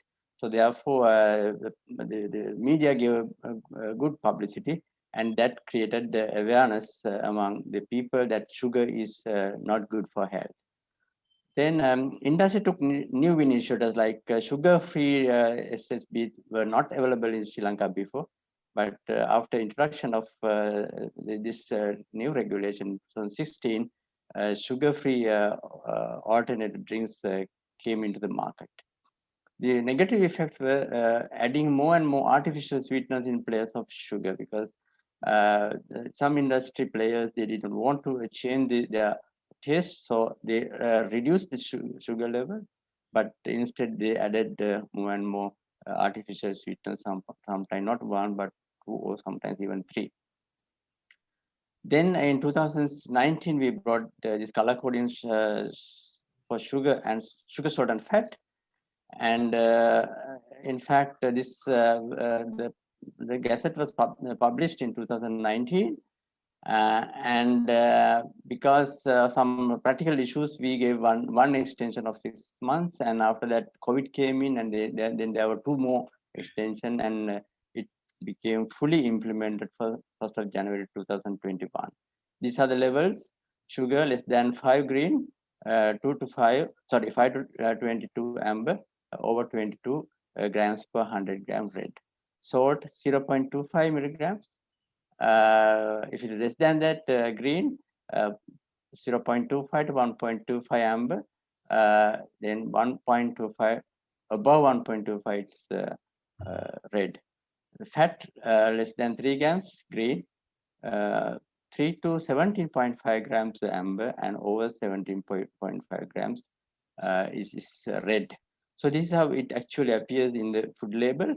And by law, it should be in all 3 languages. This is sugar, salt, and fat, and the actual level of the particular ingredient should be there. Now in this case, it's 2.8 grams per 100 grams, so it's green. Here it is over 51.6 grams per 100 grams, so it is red. So our experience with regard to sugar, salt, and fat color coding regulation was that this created consumer awareness through the implementation and subsequent media coverage. Then this became a very useful tool for the health professionals. Say if you have diabetes, don't use this any product with red label for sugar. If you are hypertensive, don't use any product with red label for salt or something like that. So the message was very simply communicated to the community and the patients. So that was a very useful tool for the health professional in giving the health advices and even in health promotion activities. Then reformulation of many products. In fact, our experience was that nobody wanted to be red. There are very few red products in the market. So they reformulated it so that the levels automatically came down. And very importantly, this is being used as a regulated tool to restrict sales of unhealthy foods in schools and hospitals. Now, it's already this regulation was taken up by the Minister of Education, and they have sent out circulars to the schools not to sell anything with red label. Similarly, from the Minister of Health, we have sent out circulars to the government hospitals and even the private hospitals not to sell anything with red labels in canteens and restaurants in the government hospitals. So the constraints we had were industry. For the industry, it was a high cost for small and medium scale industry for testing and labeling. So they had to change the label, but we gave some grace periods. But for certain small players, the cost of analysis was difficult, and there were few labs in the country. That's why that is one of the reasons why we gave grace periods, because the cost is high and there were a limited number of laboratories who could do composition analysis. Then testing the level is costly for authorized officers also. Now, when authorized officers take samples and taken to the laboratories, that has to be tested in the laboratory, which is costly. Then, but for imported foods, it was easy for us because the importer had to check it. The only the packaged foods are included and missing a fair percentage of consumers, because they are our experience is that about 65% of the people island-wide use pre-packaged foods, and large numbers of people are using unpackaged food. So therefore, those customers or consumers are not addressed. So we did a survey. In fact, in 2019, only about a few months after the implementation of the sugar, salt, and fat regulations for solids and semi-solids. So you'd see that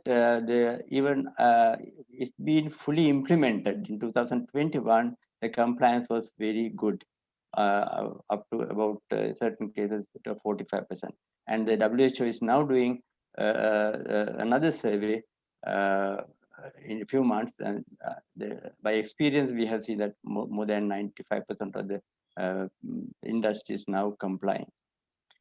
So the challenges are arriving at effective levels and acceptable levels with consensus. So it took about many years for us to get acceptable levels. We, in fact, in the sugar, salt, and fat regulation for solids, we took the nutrition profile modeling also into consideration. Then market values, the industry suggestions, and so many people came to the academia, the food nutritionists and food scientists. All these people came into the picture, and collectively it took a lot of time in deciding the levels.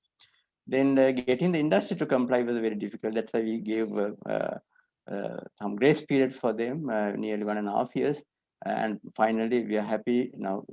Almost all the industry players are now complying.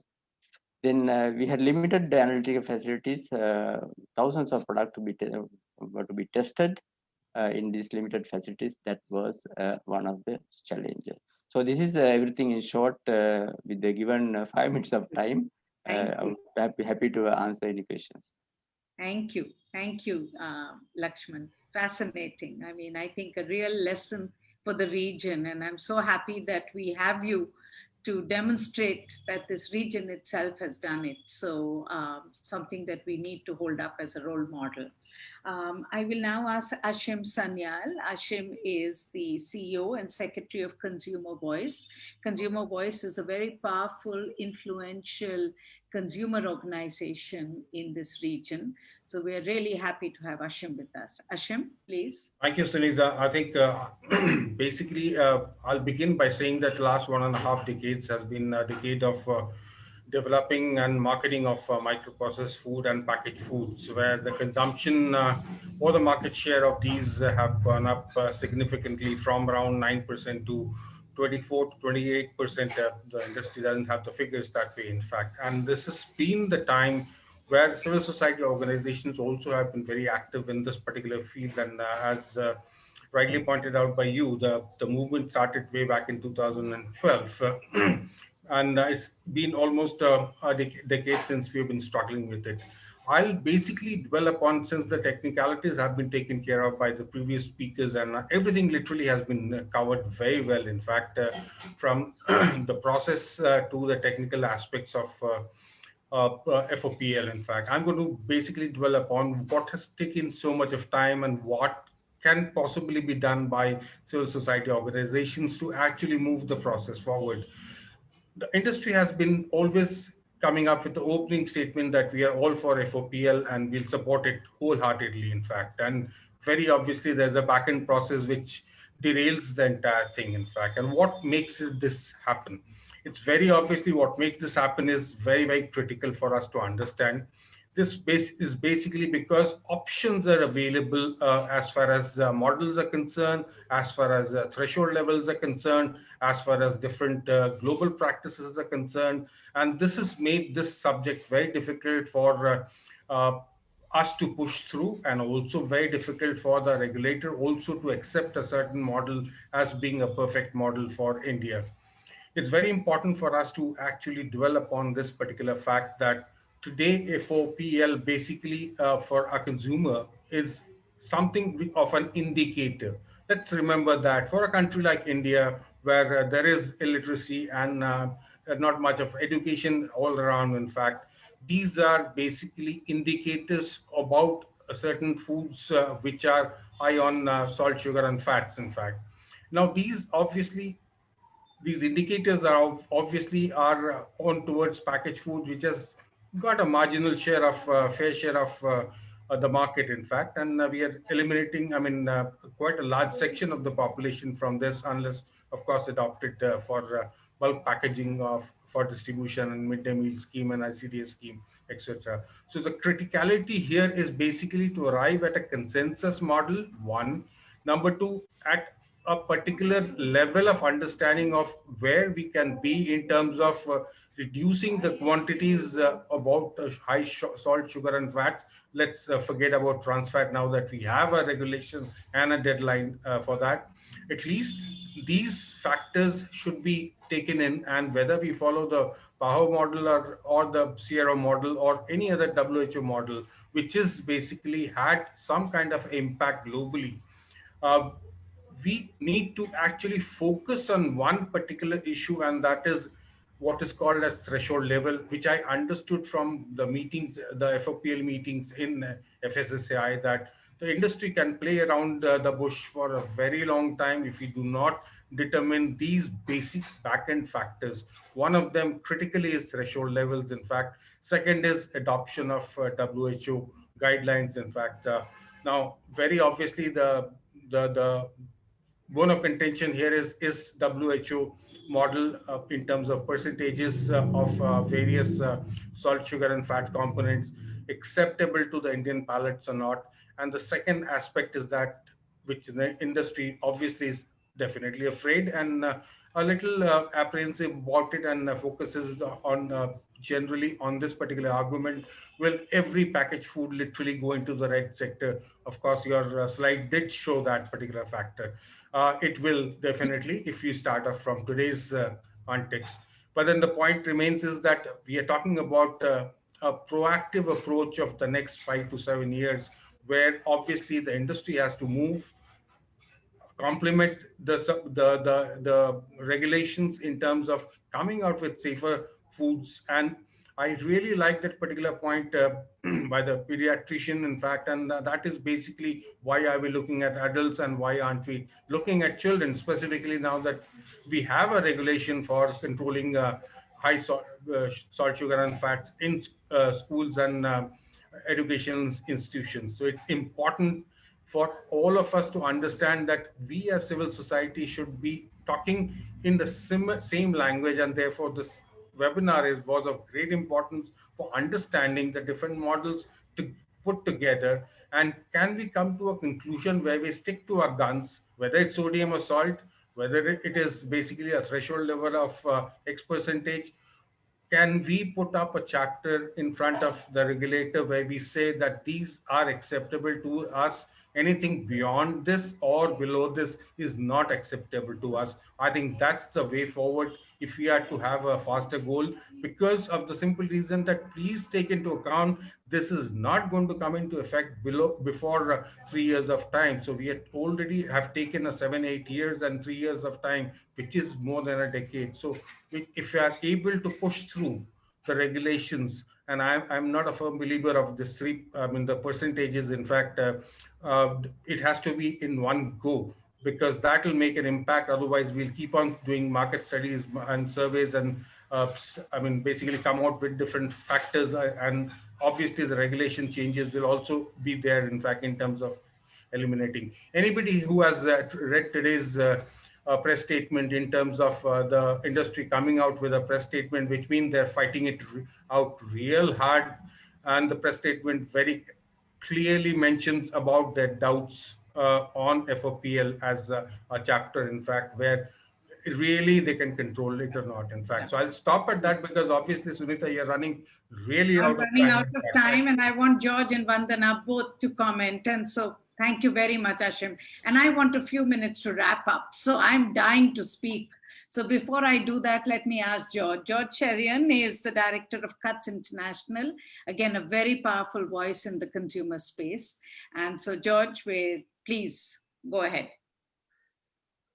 Thanks, Sunita. Due to the time constraint, I will strictly limit myself into the consumer perspective. As all of us know, right to choice and information are fundamental consumer rights.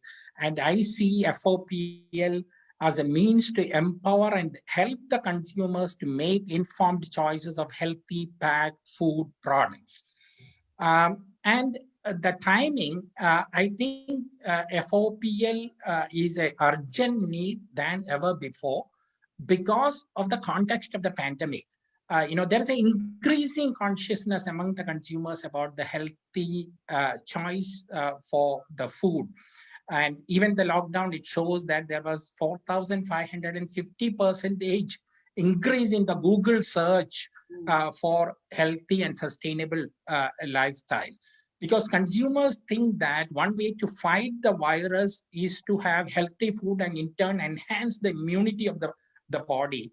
And as all of us know, there is a direct correlation that nutrients have with the body's immunity and health. That is the first part. Second part, already Amit had mentioned, almost 62% of the all preventable premature death in India attribute to the NCDs, the pre-pandemic level. And studies during the pandemic shows that people with pre-existing NCDs and comorbidities are more vulnerable to the pandemic.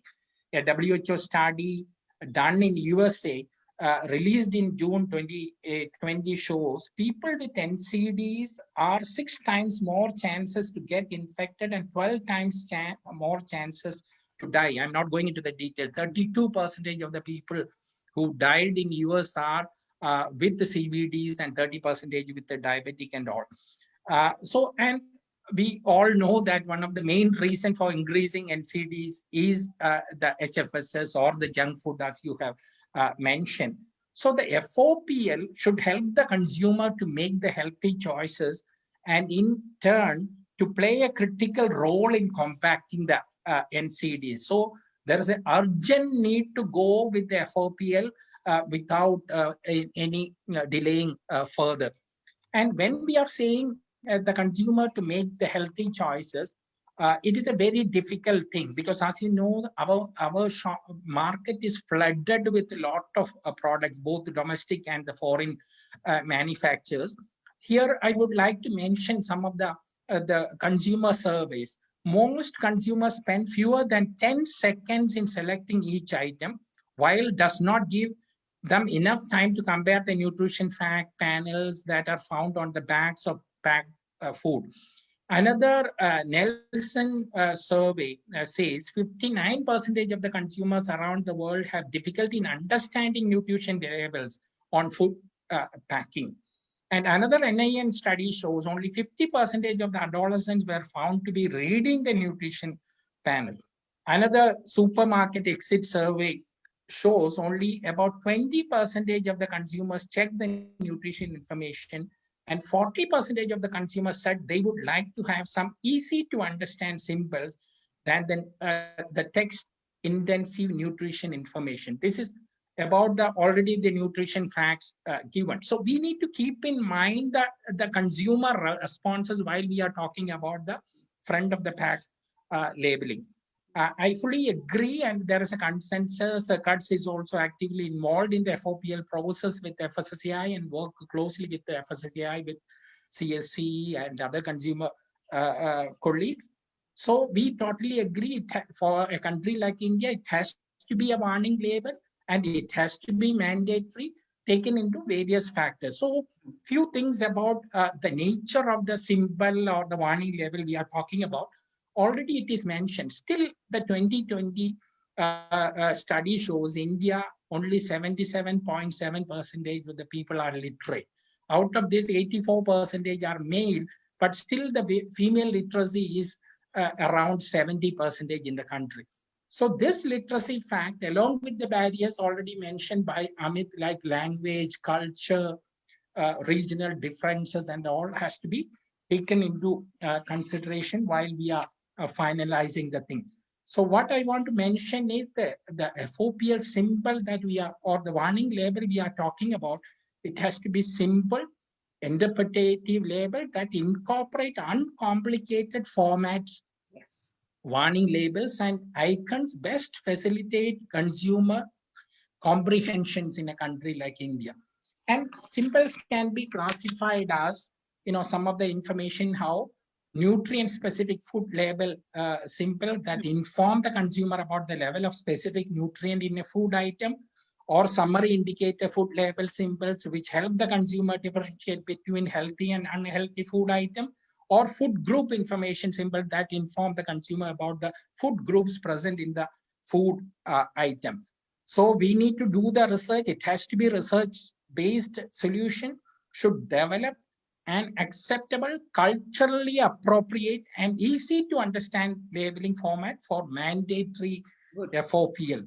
Must be preceded by strong research and field survey, and in a format that is understandable and acceptable to all. I will conclude here. Thank you. Thank you, George. Vandana, I'm going to jump straight to you. Vandana is the regional director at the South Asia programs for the Campaign for Tobacco-Free Kids. And Vandana, please go ahead with your comments. So very quickly, I'm going to use my last 5 minutes to, talk about really talk about how, that we have a big battle ahead as we try to push for strong warning labels, in India. And this is no different from the battle that countries, where my organization, the Global Health Advocacy Incubator, has worked, where in fact running campaigns right now in 5 countries, in South Africa, Argentina, Uruguay, where industry actually uses the same playbook. And I just want to share some of the arguments in the next 5 minutes, that these are the same arguments that will come up in each of the, in India as well. And they obviously, as Ashim clearly pointed out, we are where we are because of the the situation with the industry pushback. So here's really the 10 countries in the world that have implemented mandatory warning labels, and we've seen sort of from the experience, and if, as you can see from this map, there are really just 4 countries. We heard from the Chile experience that have implemented the warning labels that are really effective. You have the other systems in the other countries. So one of the big things I want to talk about, and the headline that I think Ashim or George were alluding to, was the Economic Times headline from yesterday, which is a very interesting headline, which says packaged food companies request FSSAI to keep some products out of front of package labeling. And it's very interesting to guess what are the 3 products they have asked to keep out of FOPL labeling: cookies, juice, and confectionery items, which because, and the argument used is, which because of their nature may be unhealthy, and there are practical reasons we should not have them in the first phase of FOPL. So the biggest culprits are being requested by industry. I mean, on the face of it, at some level, it is to me so comical to actually ask for cookies, juice, and confectionery. So that I would just want to highlight very quickly, these are the headlines that we will begin to see. And, as my title suggests, I've been very involved in warning labels, the fight for strong warning labels on tobacco, not just in India, but in the entire South Asia region. So what we found, from just as Philip Morris and BAT play from the same playbook of arguments on tobacco, you actually have the same arguments which are being used by the multinational food industry as well as the domestic food industry. So one of the biggest arguments they use is FOPL is not an effective solution to public health. But the reality is, then why are they fighting it? Why are they putting in billions of dollars to fight it? Because as the evidence from Chile shows and other countries, FOPL actually has resulted in reformulation, a lot of decreased purchases. And then, as the Sri Lanka example shows, there's obviously healthful living adopted by various institutional buyers, and products are prohibited. And obviously, ultimately, FOPL has a huge impact on obesity and diet-related diseases, including cardiovascular disease. And like all the other panelists said, FOPL is not a magic bullet, but along with a package of policies like taxes and marketing regulations, it proves to be really effective. The other big piece, which I think comes up a lot for me in the tobacco, but also equally comes up in food, is that individuals can make personal choices, but personal choices based on information. So when you look at these 2 packages, you can see that there is very little information when there's a back of package label or a hard to understand label in the 6 seconds I'm going to use to make a decision about which cereal to buy for my child. So effective front of package labeling, warning labels that clearly demarcate high-end will actually empower the consumer to make the right choice for himself and his family. The other big argument, which obviously India was strongly contemplating, is traffic lights. Now, all of the research, and again, as Barry showed, is that traffic lights are confusing. So when I look at that cereal box in my 6 seconds and there's a green, a red, and a yellow, I'm confused. What is it? Is it good? Is it bad? And that's, so in some ways, a traffic light is something that industry pushes, but all of the evidence shows that this is not really empowering to the consumer.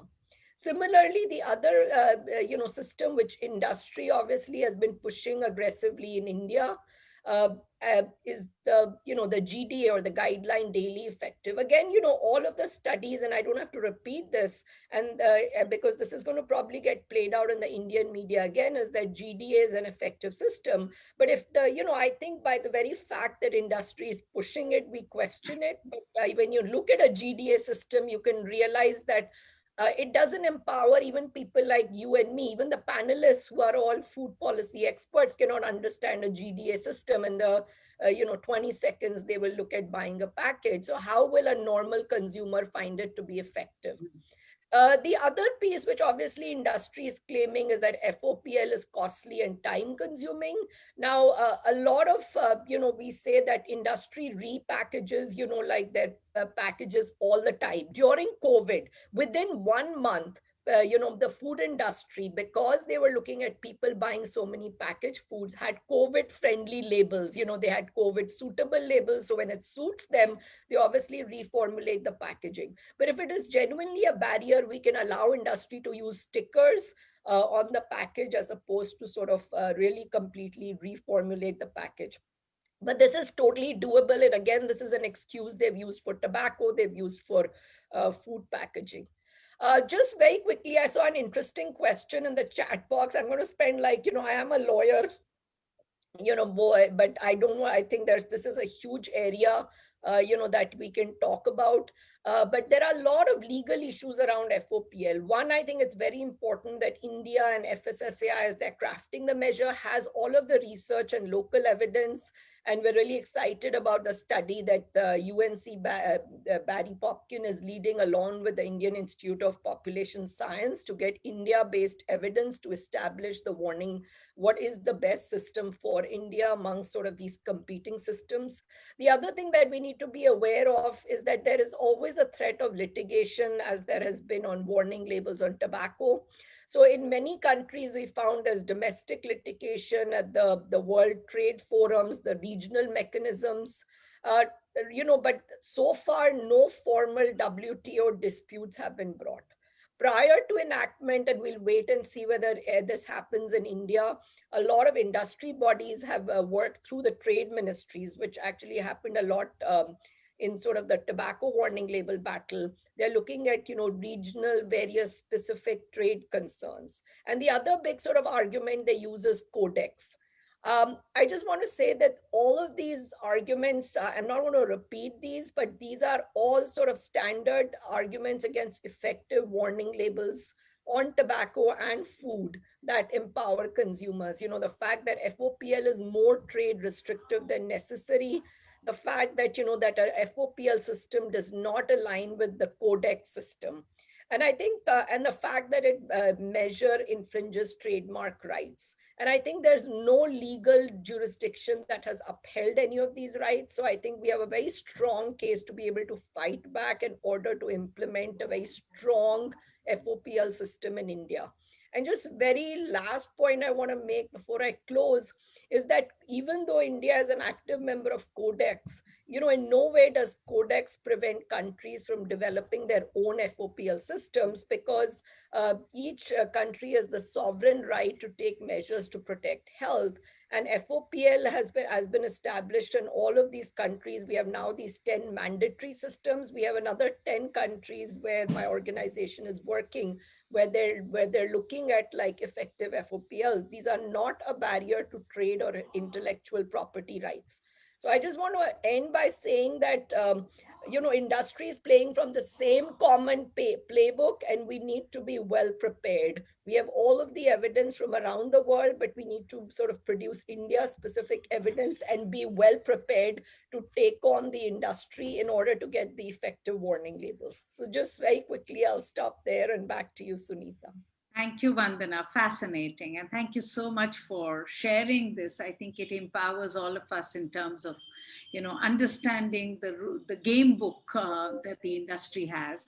So, I'm above time by 10 minutes, and I have noticed in the chat box that there have been a lot of questions.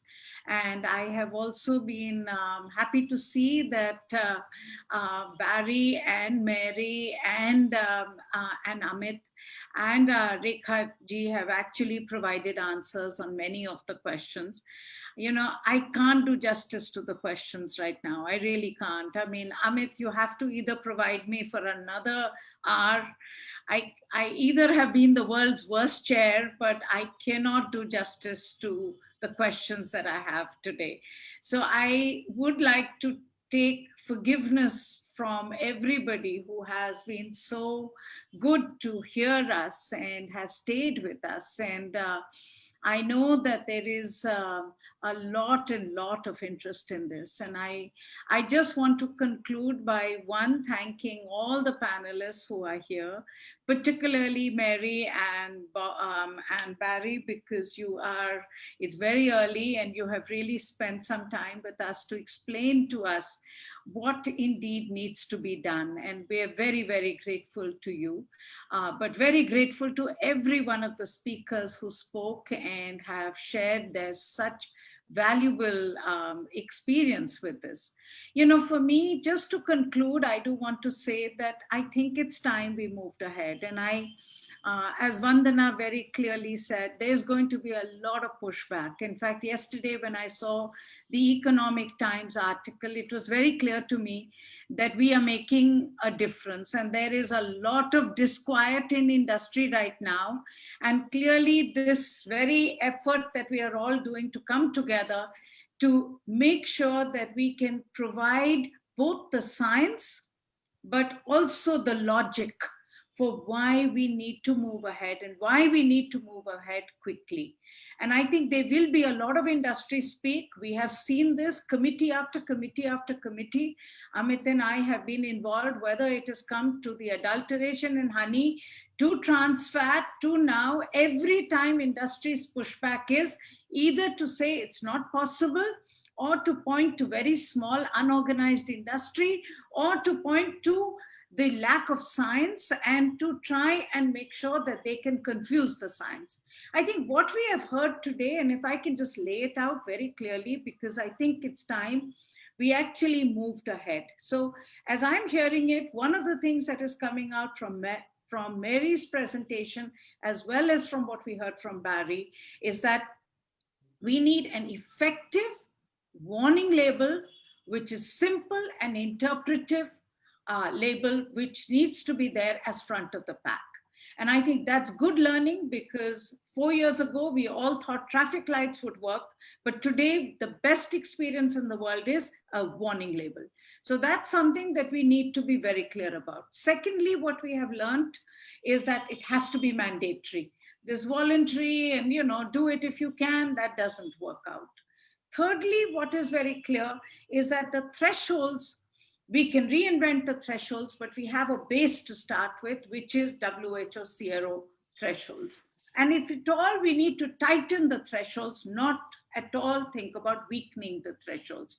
So we need to use those thresholds to move ahead, rather than allow industry to fiddle and faddle and constantly try and it's always one industry versus the other. So it's carbonated beverages versus the noodle industry. So it's salt versus sugar. Why should we get caught into it? The fact is, thresholds are there. We can tighten them as we go on, but we need to move ahead. So thresholds are clear, mandatory, and it's very clear that the timeline cannot be forever. And I would really argue, unlike what even Amit said, I would say that we do not need a graded implementation plan, because it's impossible to do so. We need to do it. We need to do it now. And Rekha ji will agree that when we did our work in 2012, 2013, and literally industry had us in tears at some point at the harassment and the badgering that they did of us. I think we have come a long way, but more than that, it's now very clear that this is a health issue. I mean, Ashim talked about it, George talked about it, and I think that's what we need to emphasize. Today, the data is very clear. It's not only even obesity, it's overweight people are more susceptible to COVID-19. Overweight is a problem, and overweight is linked to the food we eat. So I think it's time consumer groups, environmental groups, pediatricians, lawyers, all of us, and campaigners, and we look forward, Vandana, to working with your group and many other groups to really this time not lose the momentum. It is very clear industry will fight, but it is also clear that we have the power of truth, we have the power of knowledge, and we have the power of societal imperative. So given all that, I think this is really the moment, and let's not lose it. Amit, very important work going ahead. So thank you very much, everyone. And I will not ask, I really would like to seek forgiveness on the lack of time for questions, but we will put up all this information on our website. All the presentations, the recording of this will be available, and we will hope to keep engaging with all of you to make sure that this time we do not lose the important steps that are happening. Thank you very much. Thank you, everyone. Thank you, Sunita. Thank you.